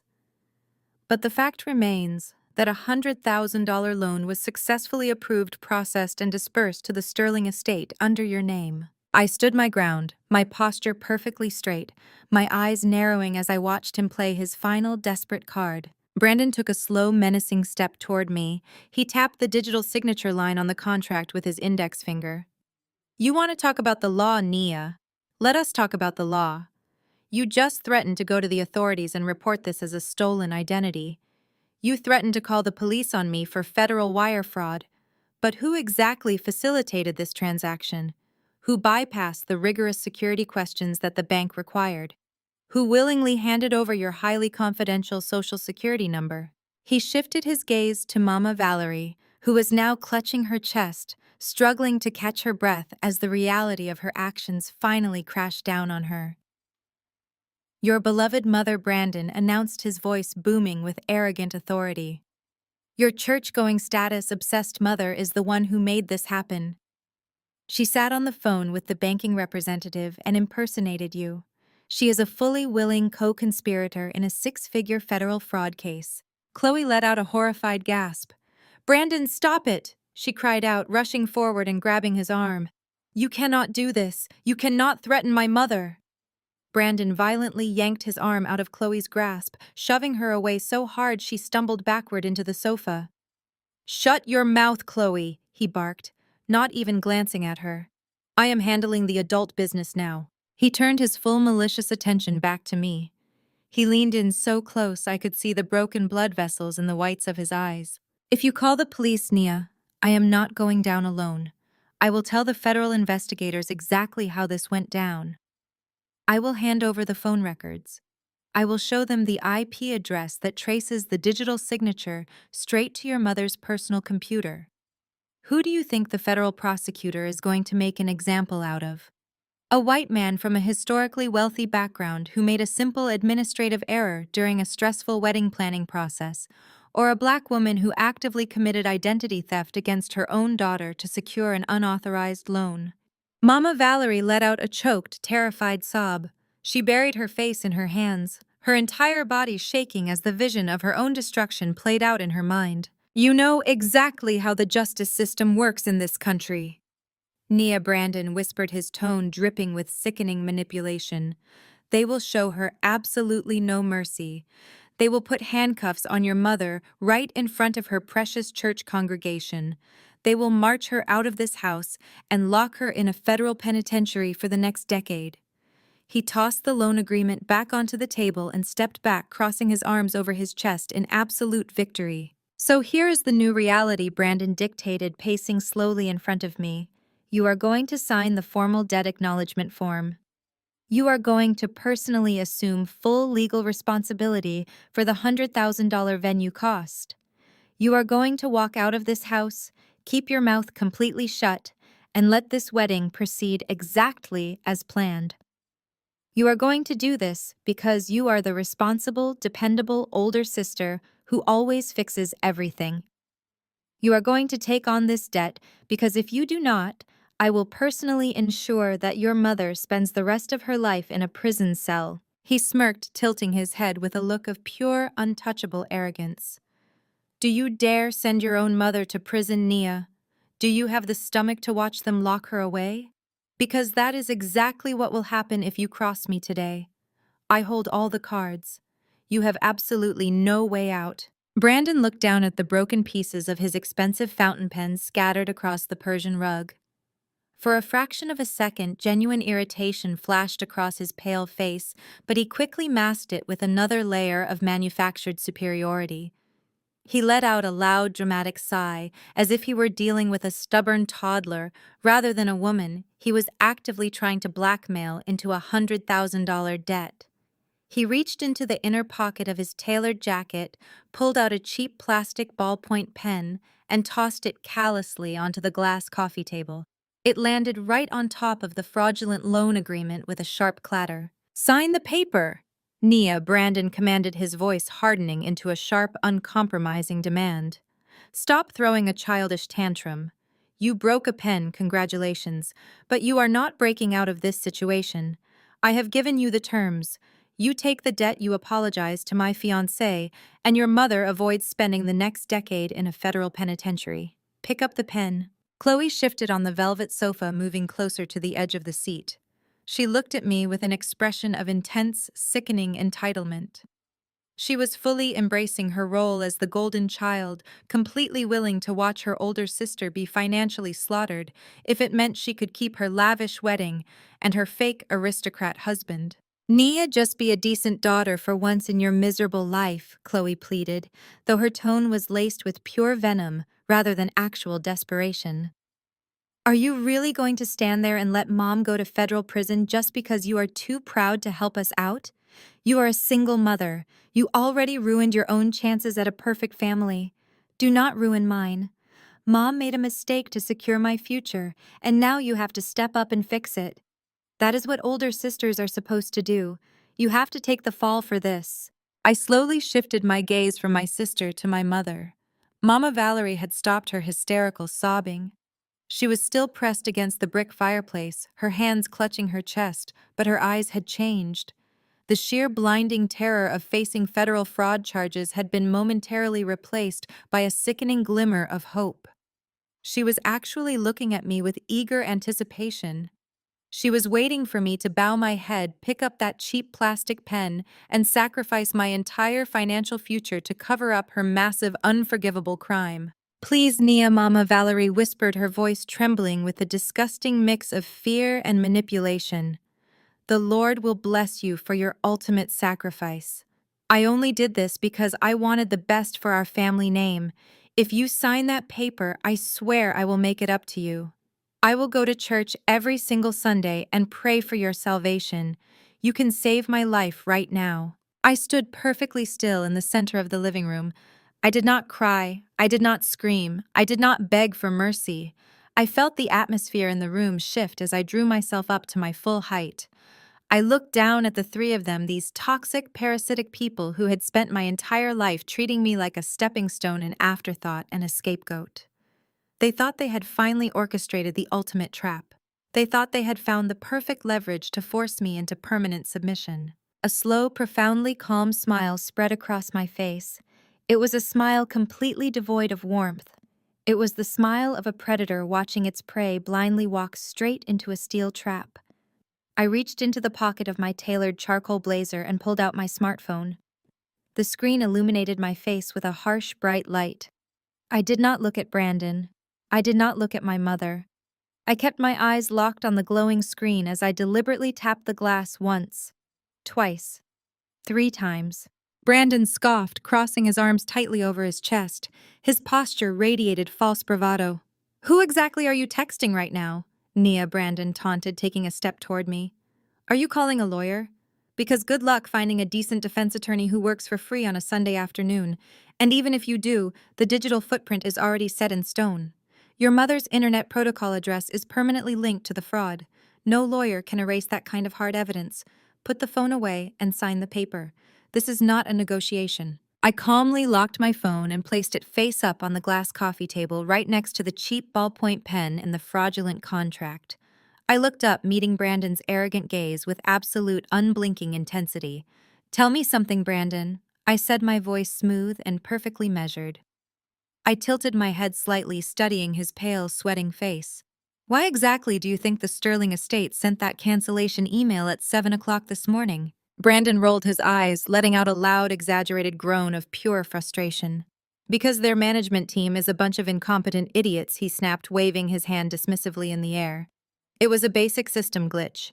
Their automated software flagged a perfectly legitimate transaction because their back-end servers are outdated trash. The entire hospitality industry is plagued with lazy, uneducated workers who do not understand how high-level financing works." He took a step closer, pointing a threatening finger at my face. "As soon as you sign that debt acknowledgement, I am going to call their corporate office and demand to speak to the highest level executive available. I am going to have their operations director fired by the end of the week for putting my fiancé through this ridiculous amount of stress. My family has deep connections in the Northeast. We know how to ruin a business that disrespects us. I will make sure the owner of that venue issues a public apology to Chloe." I let him finish his entire arrogant rant. I stood there and allowed him to dig his grave as deep as he possibly could. I watched him puff out his chest, completely intoxicated by his own fabricated power, fully believing that his white privilege and his fake Boston pedigree made him the smartest, most untouchable person in the room. "You are going to demand a public apology from the owner," I asked, my smile widening into something truly dangerous. "Absolutely," Brandon declared, completely blind to the trap closing around his neck. "And after you sign that paper, you are going to get on the phone and use your little public relations job to facilitate that apology. You are going to fix this mess, and then you are going to get out of our way." I looked down at my phone resting on the glass table. The screen lit up with a silent notification. The timing was absolutely flawless. I looked back up at Brandon, and the sheer power radiating from my posture forced him to take an involuntary step backward. I picked up my phone from the glass coffee table, my movements deliberate and utterly unbothered. I unlocked the screen and opened the encrypted message that had just illuminated the display. I read the text slowly, letting the silence in the living room stretch until it became absolutely agonizing for the 3 people standing around me. Brandon shifted his weight from one foot to the other, his pastel polo shirt suddenly looking suffocatingly tight around his neck. "You called the management team at the Sterling estate incompetent," I said, keeping my gaze fixed on my phone. You said they were lazy, uneducated workers who simply did not understand how high-level financing operates. You confidently declared that an automated software glitch was the only possible reason your fraudulent loan application bounced. I locked my phone and slid it right back into my pocket. I looked up and met Brandon's nervous, darting eyes. My management team is exceptionally competent, I stated, my voice echoing with a cold, terrifying authority. The financial software we use is state-of-the-art. It did not glitch Brandon. It operated exactly the way I paid millions of dollars for it to operate. When a six-figure loan application is submitted through our online portal, the system automatically cross-references the Social Security number with our internal corporate database to prevent high-level money laundering and identity theft. I slowly unzipped the inner compartment of my designer bag. I reached inside and pulled out a thick, heavy portfolio bound in premium black leather. When your application hit our servers this morning, the system immediately recognized the Social Security number, I explained, taking a step closer to the coffee table. It recognized the number because it is the exact same Social Security number attached to the primary shareholder profile of the entire holding company. The system did not send an automated error message to a low-level desk clerk. It triggered a Tier 1 security breach and sent a direct high-priority alert straight to the mobile device of the corporation's chief executive officer. Brandon stared at me, his brow furrowing in deep confusion.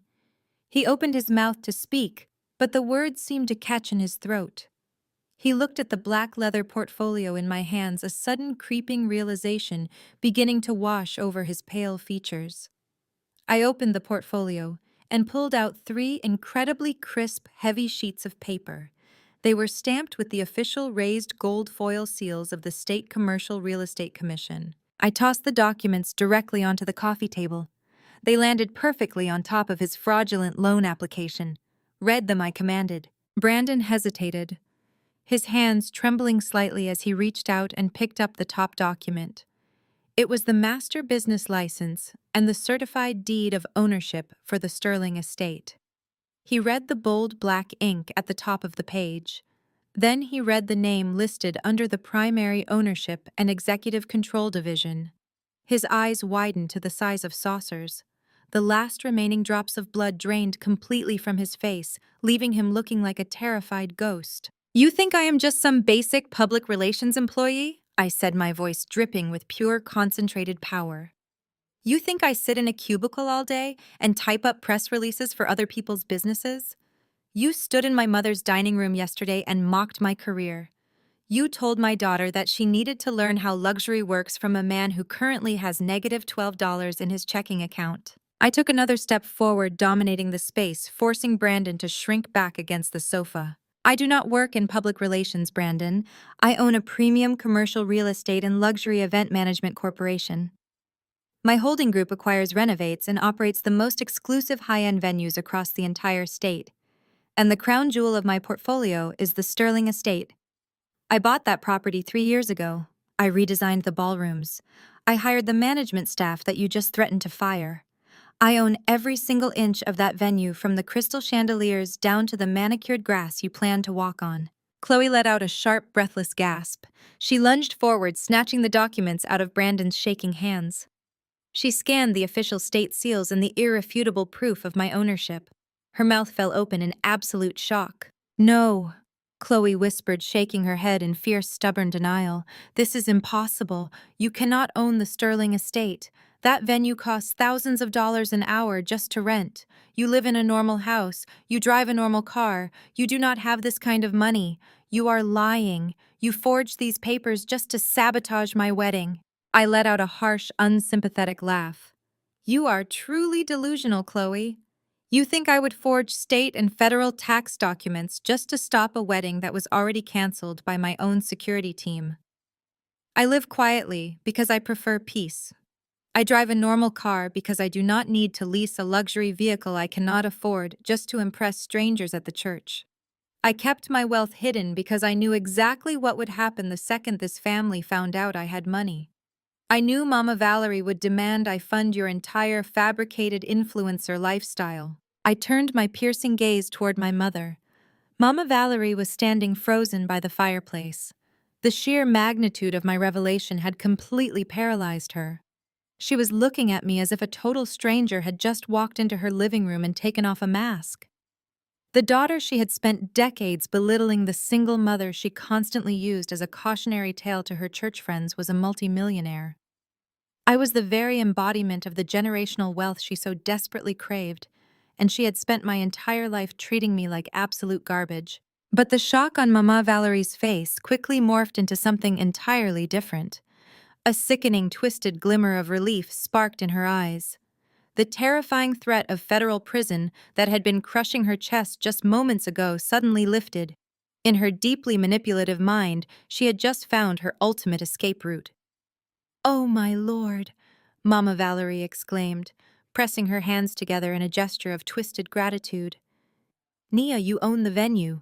You own the whole company." She took a rushed step toward me, a wide, frantic smile breaking across her face. "Do you see how God works in mysterious ways? This is a blessing. This is an absolute miracle. You can just override the system. You are the boss. You can just go into the computer, approve the contract, and waive the fees. You can host your sister's wedding as a gift. We do not have to worry about any identity theft charges because it is your own company. You cannot steal from yourself. We are saved."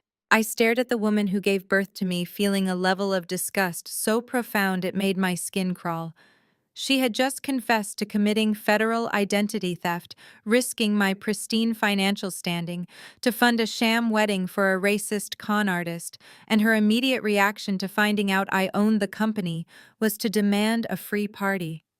She felt zero remorse. She felt zero guilt.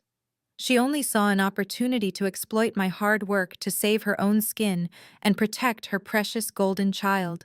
I held up my hand, stopping her dead in her tracks.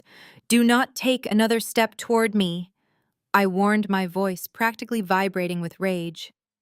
"You truly believe I am going to log into my corporate database, override a legitimate fraud alert, and approve a $100,000 event for a man who threw my child's birthday cake in the trash? You think I am going to let this broke, arrogant parasite drink my top-shelf champagne and walk around my property acting like he owns the place?" Brandon suddenly cleared his throat. The raw panic in his eyes was rapidly shifting into a slimy, desperate attempt at negotiation. He straightened his posture, trying to salvage whatever tiny shred of authority he thought he still possessed. "Look, Nia, we got off on the wrong foot," Brandon said, forcing a tight, incredibly fake smile. "Tensions are high. The wedding planning has been stressful for everyone. But your mother is right. Since you own the estate, we can easily sweep this little administrative error under the rug. We can turn this into a mutually beneficial business arrangement. You comp the venue for the weekend, and in exchange, Chloe and I will make sure your estate gets tagged in all the high-profile social media posts. The exposure alone will be worth the cost. We can just tear up this loan agreement right now and pretend this entire misunderstanding never happened." He actually reached his hand out, fully intending to grab the fraudulent loan contract off the coffee table and rip it up to destroy the evidence. "Do not even think about touching that paper," I commanded, my voice cracking like a whip.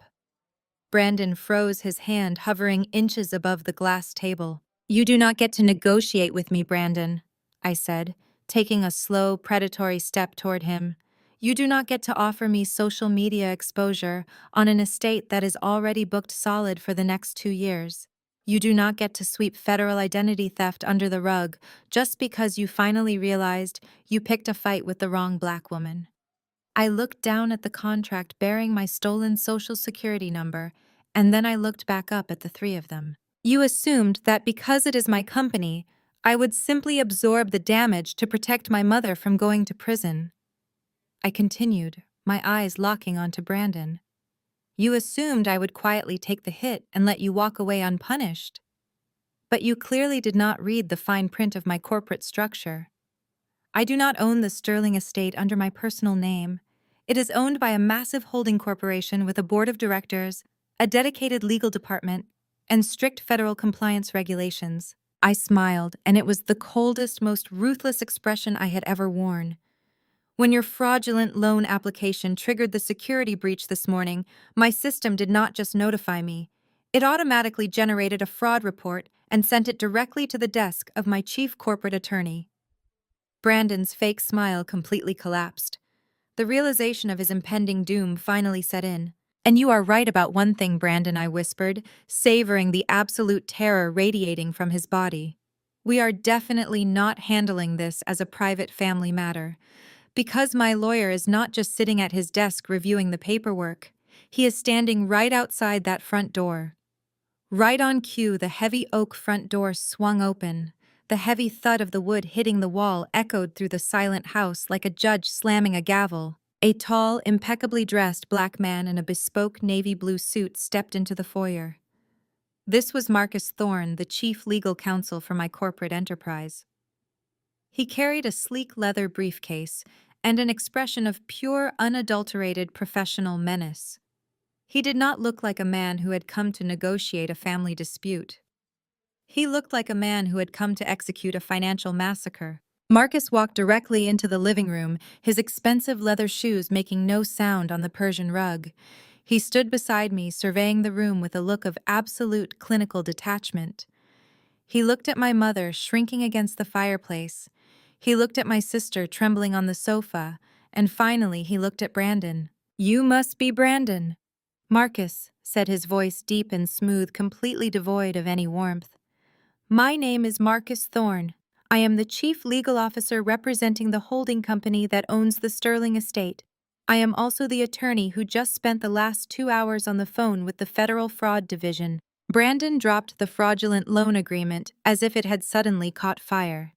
The paper fluttered down onto the glass coffee table, landing right next to the certified deed of ownership. His hands were shaking so violently that he had to grip the edge of the sofa just to keep himself standing. "This is a massive misunderstanding," Brandon stammered, his voice cracking into a pathetic, high-pitched whine.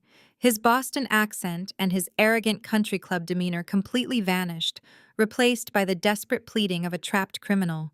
It was just a temporary bridge loan. "Valerie gave me the Social Security number. She authorized the transaction. It is a family matter. We can handle this internally. I will withdraw the application right now." Marcus popped the latches on his leather briefcase. The crisp, metallic click made Chloe physically flinch. "You cannot withdraw an application that has already triggered a Tier 1 federal security breach," Marcus explained calmly, pulling out a fresh stack of legal documents. "When you submitted a loan for $100,000 using a stolen Social Security number across state lines, you committed wire fraud, bank fraud, and aggravated identity theft. My client did not even need to press charges manually. The moment your fraudulent application hit our corporate servers, our compliance software automatically generated a report and forwarded it to the authorities. Your personal bank accounts have already been frozen pending a federal investigation." Brandon stumbled backward, his knees hitting the edge of the velvet sofa. He fell into the cushions, looking like a man who had just been handed a death sentence. The realization that his entire life was over washed across his face. There was no trust fund coming to save him. There was no wealthy family to bail him out. He was a broke con artist who had just defrauded a multi-million-dollar corporation, and he was going to prison. Chloe let out a blood-curdling scream. She scrambled away from Brandon, pushing herself into the furthest corner of the sofa as if his sudden poverty and criminal status were a contagious disease. "You lied to me!" Chloe shrieked, her face turning an ugly, blotchy shade of red. "You told me you were rich. You told me we were moving to the Hamptons. You told me you were going to buy me a luxury condo downtown. You are nothing but a broke, lying criminal. You ruined my life. My friends are going to laugh at me. The women at the church are going to humiliate me. You ruined my perfect wedding." Brandon turned his panicked, terrified eyes toward Chloe, and the last shred of his fake charm mutated into vicious cruelty. "Your perfect wedding?" Brandon spat, his voice dripping with venom. "You are a delusional, status-obsessed gold digger. You brought absolutely nothing to the table except a fake designer bag and a mother who could not stop bragging about a trust fund that did not even exist. I only proposed to you because I thought your family had money to bail me out. You were an easy, naive mark, Eve." Chloe burst into loud, hysterical, gasping sobs, burying her face in her hands. as her entire fabricated reality shattered into a million irreparable pieces. The golden child, the sister who had spent her entire life stepping on my neck to elevate herself, was finally facing the bitter, humiliating truth. She was not a high society bride. She was the punchline to a terrible joke. I did not feel a single ounce of pity for her. I turned my attention away from the imploding couple on the sofa and focused my gaze entirely on the woman standing by the fireplace. Mama Valerie was staring at me with a look of pure, unadulterated horror. She was breathing heavily, clutching the fabric of her silk blouse. The reality of the federal fraud report had fully settled into her mind. She knew that her involvement in handing over my social security number made her a direct accessory to Brandon's crimes. "Nia, please," Mama Valerie whispered, her voice cracking. Her proud religious facade was completely gone, leaving behind nothing but a terrified, desperate woman. "You have to call your lawyer off. You have to tell them it was a mistake. You cannot let them arrest me. I am your mother. I carried you in my womb. I raised you. I am the president of the church welcoming committee. If I go to prison, the shame will literally kill me. You have to fix this. You always fix everything." I took a slow, deliberate step toward her. The air in the room felt electrified. "You are right about one thing, Mom," I said, my voice echoing with a cold, terrifying authority. "I always fix everything. I fix the messes you make. I carry the burdens you drop. I am the one who sweeps up the broken pieces after you and Chloe tear through life doing whatever you please.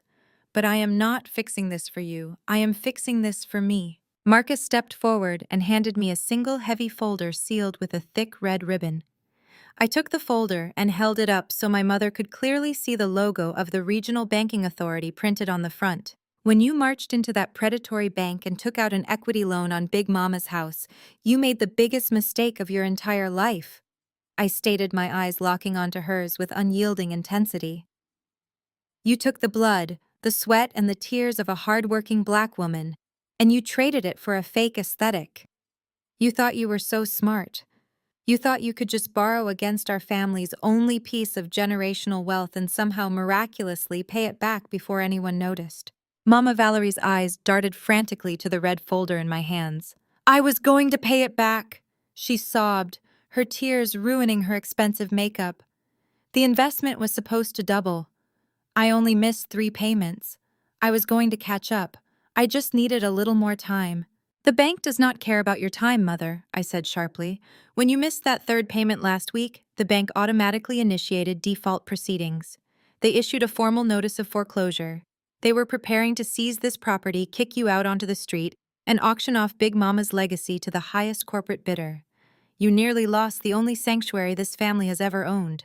Mama Valerie let out a loud, agonizing wail, dropping to her knees right there on the Persian rug.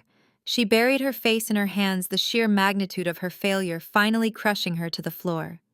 She had risked everything for white validation, and she had lost it all. "But you forgot what I do for a living." I continued standing over her, my presence dominating the room. "My real estate acquisition team monitors every single commercial and residential default in the greater Atlanta area.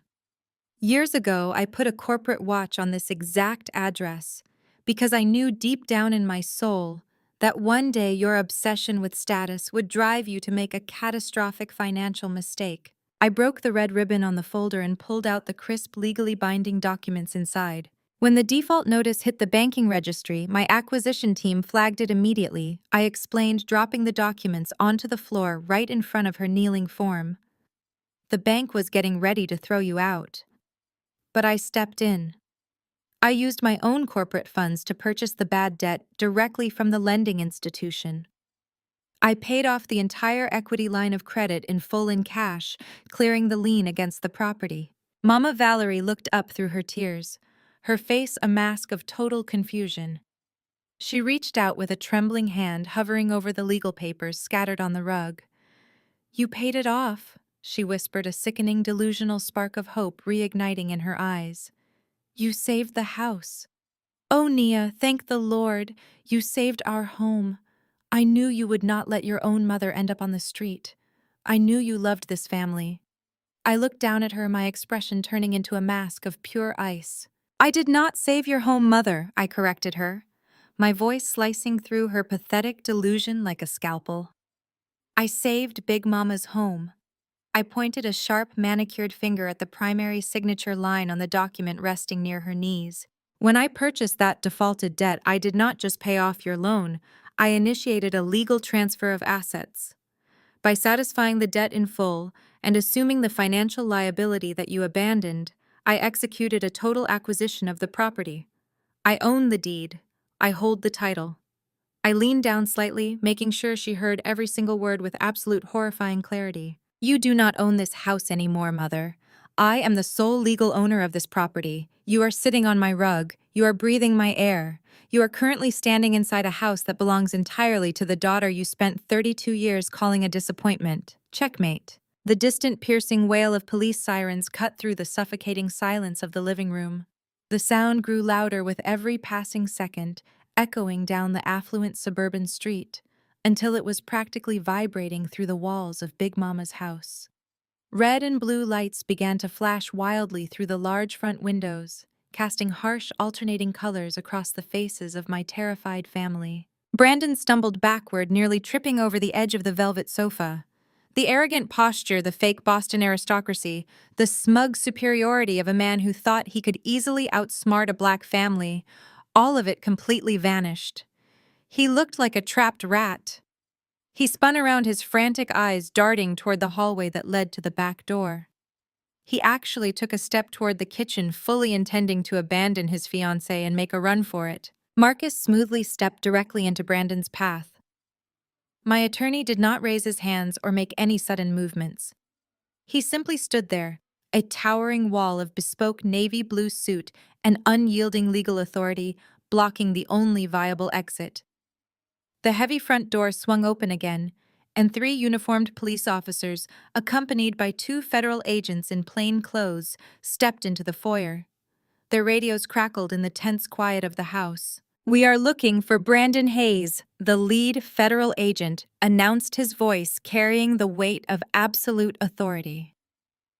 Brandon threw his hands up in the air, his entire body shaking as the officers moved swiftly into the living room. He did not try to maintain his innocence. He did not try to protect the woman he was supposed to marry in less than a month. Instead, the pathetic broke con artist immediately turned on the very people who had worshipped him. "It was not me!" Brandon screamed, his voice cracking hysterically as an officer forcefully grabbed his arms and spun him around to apply the cold steel handcuffs. "I did not steal the identity. She gave it to me. Valerie gave me the social security number. She is the one who called the bank. She impersonated her own daughter. Arrest her. She is the mastermind." Mama Valerie let out a blood-curdling shriek, pressing herself flat against the brick fireplace, as if trying to merge with the wall. Chloe stood frozen in absolute horror, watching the man she had bragged about to her entire social circle completely unravel. "He is lying," Chloe sobbed, reaching out toward him. "Brandon, tell them you are a victim. Tell them about your trust fund." Brandon whipped his head around to glare at my sister as the officers locked the cuffs tightly around his wrists. "Shut your mouth, you stupid, naive little girl." He spat, his face contorted with vicious cruelty. "There is no trust fund. There is no estate in the Hamptons. You and your desperate status-obsessed mother were just an easy payout. You brought absolutely nothing to the table except a fake designer bag and a massive ego. You were supposed to be my meal ticket, but you are just as broke as I am." Chloe collapsed onto the sofa, her hands covering her face as she let out a loud, agonizing wail. Her entire fabricated reality, her perfect wedding, her high society dreams, all of it shattered right in front of her eyes. She was not a wealthy bride. She was the punchline to a devastatingly humiliating joke. The officers read Brandon his Miranda rights, detailing the charges of federal wire fraud, large-scale credit card fraud, and aggravated identity theft. He continued to kick and scream, cursing my name, cursing my mother, and cursing the very house he had tried to steal as they dragged him out the front door. The heavy door clicked shut behind him, leaving a profound, ringing silence in his wake. I turned my attention back to my mother. Mama Valerie was hyperventilating. She looked at Marcus and then she looked at me. She knew that Brandon had just handed the federal agents a full confession of her involvement. She knew that I was the only person standing between her and a prison sentence. The proud, judgmental president of the church welcoming committee slowly slid down the brick of the fireplace. She dropped to her knees right there on the Persian rug. She crawled forward, tears and ruined makeup streaming down her face, and desperately reached out to grab the hem of my tailored pantsuit. "Nia, please!" Mama Valerie begged, her voice hoarse and broken. She was sobbing so hard she could barely form the words. "Please, my beautiful baby girl, I am so sorry. I was blind.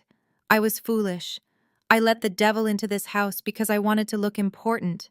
You cannot let them take me to jail. You cannot throw me out on the street. I gave you life. I am your mother. Please forgive me." I looked down at the woman kneeling at my feet. For 32 years, she had made me feel like an unwanted burden. She had elevated my sister to the status of a queen while treating me like the hired help. She had used my single motherhood as a weapon to humiliate me at every family gathering, and when she needed money to impress a racist, fraudulent white man, she had stolen my identity and literally bet my grandmother's legacy on a lie. I took a slow, deliberate step backward, forcing her hands to slip off my fabric. "I am not going to send you to prison." "Mother," I said, my voice eerily calm and devoid of any maternal warmth. "My legal team has already directed the authorities to focus entirely on Brandon's multi-state fraud ring. You are going to avoid a federal indictment, but not because I forgive you. I am doing it because Big Mama would not want to see her daughter in a jumpsuit. I am sparing you for her sake, not yours." Mama Valerie let out a loud gasp of relief, pressing her hands together in a prayerful gesture. "Oh, thank the Lord. Thank you, Nia. I promise I will make this up to you. We can fix this house up. We can live here together as a real family." "You are not living here," I stated, dropping the final crushing verdict into the center of the room. Mama Valerie froze, her hopeful smile dying instantly on her lips. Chloe looked up from the sofa, her tear-streaked face masking pure confusion. "I bought this house to protect the bloodline," I explained, my tone radiating absolute, unyielding authority. "Big Mama bled for these bricks. She sacrificed her entire life so that this family would have a foundation. You took her sacrifice and you handed it to a bank to pay for a wedding tasting. You proved that you cannot be trusted with generational wealth. You proved that you value the perception of high society over the safety of your own flesh and blood." Marcus unclasped his leather briefcase and pulled out a single heavily stamped legal document. He stepped forward and dropped it onto the glass coffee table right next to the canceled wedding contract. "That is an official court-ordered notice of eviction," I said, looking down at my mother and my sister. "I am the sole legal owner of this property. I will be maintaining this home as a sanctuary for my daughter Zuri. She will grow up knowing the value of what her great-grandmother built, and she will never have her joy thrown in a trash can ever again." Mama Valerie stared at the eviction notice, her entire body shaking. "You cannot do this," she whispered, pure terror gripping her throat. "Where will we go? We do not have any money. Chloe's credit is ruined. My reputation will be destroyed. You cannot kick your own mother out of her home." "It is not your home anymore," I replied coldly. "You gambled it away. I simply bought the chips. You and Chloe have exactly 7 days to pack your clothes, gather your things, and vacate my property. If you are not gone by next Sunday morning, Marcus will return with the local sheriff to escort you off the premises." I turned my back on them, adjusting the strap of my designer bag on my shoulder. I did not feel a single ounce of guilt. I felt completely, overwhelmingly free. "You have 7 days, Mother," I said over my shoulder as I walked toward the front door. "I suggest you start packing. You are going to need a lot of boxes for all that audacity." Exactly 3 weeks later, the morning sun rose over the perfectly manicured grounds of the Sterling estate. It was the exact date my sister had circled on her calendar for the past year. It was supposed to be the day Chloe married her fake aristocrat and secured her fabricated position in high society. Brandon, of course, was currently sitting in a federal holding facility awaiting trial, denied bail due to his extensive flight risk and a long history of interstate financial crimes. Mama Valerie and Chloe had been forcibly evicted from Big Mama's house the previous Sunday. They were currently crammed into a tiny two-bedroom rental apartment on the outskirts of the city, their pristine reputation within the church community entirely reduced to ashes. Yet against all logic and reason, Chloe still showed up. I was standing on the expansive marble terrace of my estate, watching my event staff finalize the decorations when a battered yellow taxi pulled up to the towering wrought iron security gates at the end of the driveway. I watched in sheer disbelief as my sister stepped out of the vehicle. She was wearing a cheap, heavily discounted white wedding dress that looked like it had been pulled from the bottom of a clearance bin. The synthetic lace was wrinkled and the tulle skirt was frayed at the edges.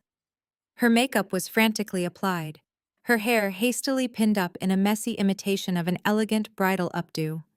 She marched up to the security intercom completely consumed by an intense, staggering level of delusion.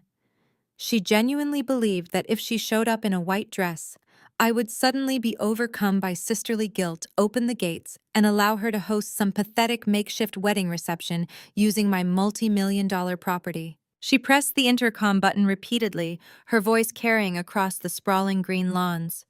She screamed my name, demanding that the security guards let the bride inside immediately. I did not call the police to remove her. I wanted her to see exactly what was happening on the other side of those iron bars. I signaled for my head of security to leave her at the gate, but grant her a completely unobstructed view of the main courtyard. I walked down the grand, sweeping staircase of the terrace, dressed in a flawless, custom-tailored emerald green pantsuit. I moved with the absolute unbothered grace of a woman who owned the very ground she walked on.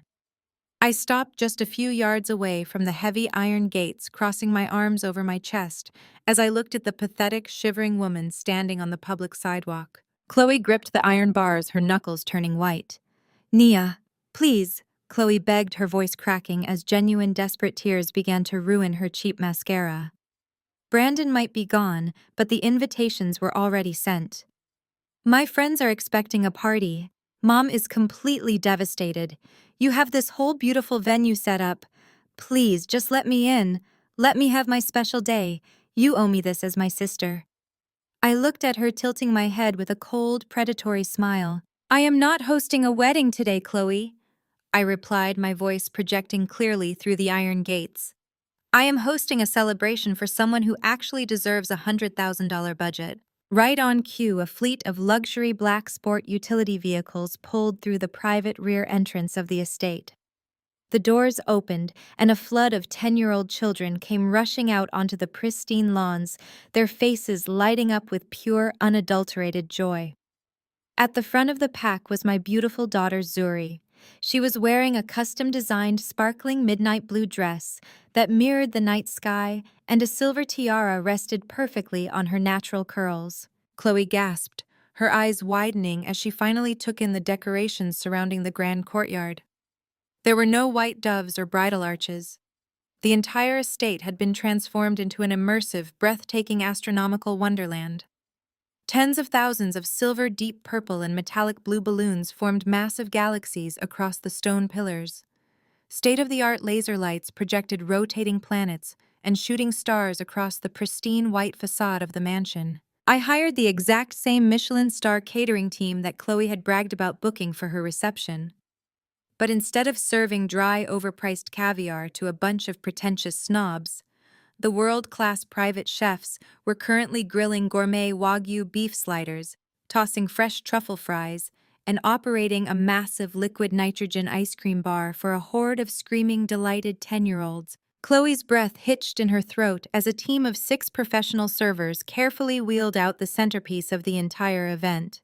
It was a staggering 5-tier custom birthday cake. It was a flawless, jaw-dropping masterpiece covered in hand-painted edible galaxies, spinning sugar asteroids, and glittering stardust. It cost 10 times more than the cake Brandon had callously thrown into my mother's trash can. "You spent my wedding budget on a child's birthday party," Chloe choked out. Her knees trembling so violently, she had to lean heavily against the iron gate just to stay standing. "You gave my luxury catering to a bunch of kids," I stepped right up to the wrought iron bars, standing mere inches away from her tear-streaked, desperate face. "You told my daughter that she was not worth wasting expensive calories on," I whispered, my voice dripping with lethal, unforgiving authority. "You sat in our grandmother's house and told a fatherless child that she needed to learn her place. You thought you were untouchable because you had a white man with a fake bank account standing beside you. Now look at you, Chloe. Look at where your vicious entitlement got you. You are standing on a public sidewalk in a cheap, wrinkled dress, begging for scraps from the very woman you spent your entire life trying to destroy." Zuri's joyous laughter echoed across the courtyard as her friends gathered around the massive 5-tier cake. The live band I had hired specifically for the occasion began to play a vibrant, upbeat rendition of the Happy Birthday song. "You are going to stand out there on the other side of my security fence, and you are going to watch my daughter get the world handed to her on a silver platter," I said, delivering the final crushing blow. "You are going to watch her blow out her candles, and you are going to realize that your fake high society life is officially over." I turned my back on my sister without a single ounce of hesitation. I walked away from the gates, leaving Chloe sobbing hysterically, her hands desperately gripping the cold iron bars, as she watched the greatest celebration of my daughter's life unfold without her. Later that evening, long after the final firework illuminated the sky above the Sterling estate, and the last of the catering trucks had packed away their equipment, a profound and absolute quiet settled over the entire property. I walked upstairs to the master suite and peeked through the slightly cracked door.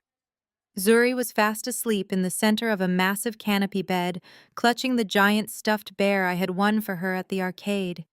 A peaceful, untroubled smile rested on her face.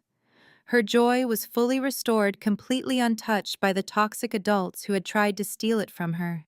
I softly pulled the heavy wooden door shut and walked out onto the private marble balcony overlooking the sprawling manicured grounds of my venue. I poured myself a generous glass of a deep vintage red wine. I took a seat in a plush leather armchair, letting the cool night air wash over me. I crossed my legs, rested the crystal glass on my knee, and looked directly forward. For 32 years, they called me the family disappointment. They looked at a single mother and saw nothing but a convenient scapegoat, a financial stepping stone to be trampled on whenever they needed to elevate their own fragile egos. They genuinely believed that my quiet nature was a sign of weakness. But they forgot one crucial, undeniable fact. When you back a determined black woman into a corner, she does not surrender. She learns exactly how to build an impenetrable empire. I took the very identity they tried to weaponize against me and used it to secure my absolute freedom. Big Mama's house is completely safe. The deed is locked away in my corporate vault permanently, out of the hands of the women who were willing to trade her decades of blood, sweat, and tears for a fleeting, fabricated moment of white validation. The toxic elements that poisoned my life for decades have been officially and permanently excised. The fake aristocrat is trading his pastel country club attire for a federal prison jumpsuit, and my mother and sister are finally learning what the real struggle years actually look like far away from my sanctuary. Society will constantly try to tell you that blood is thicker than water. Toxic relatives will use the word family, like a heavy rusted chain, to keep you tied to your own abuse. They will manipulate scripture leverage, generational guilt, and demand your complete submission just to keep their superficial image intact. But I learned the absolute liberating truth. Family is not defined by shared genetics or a common last name.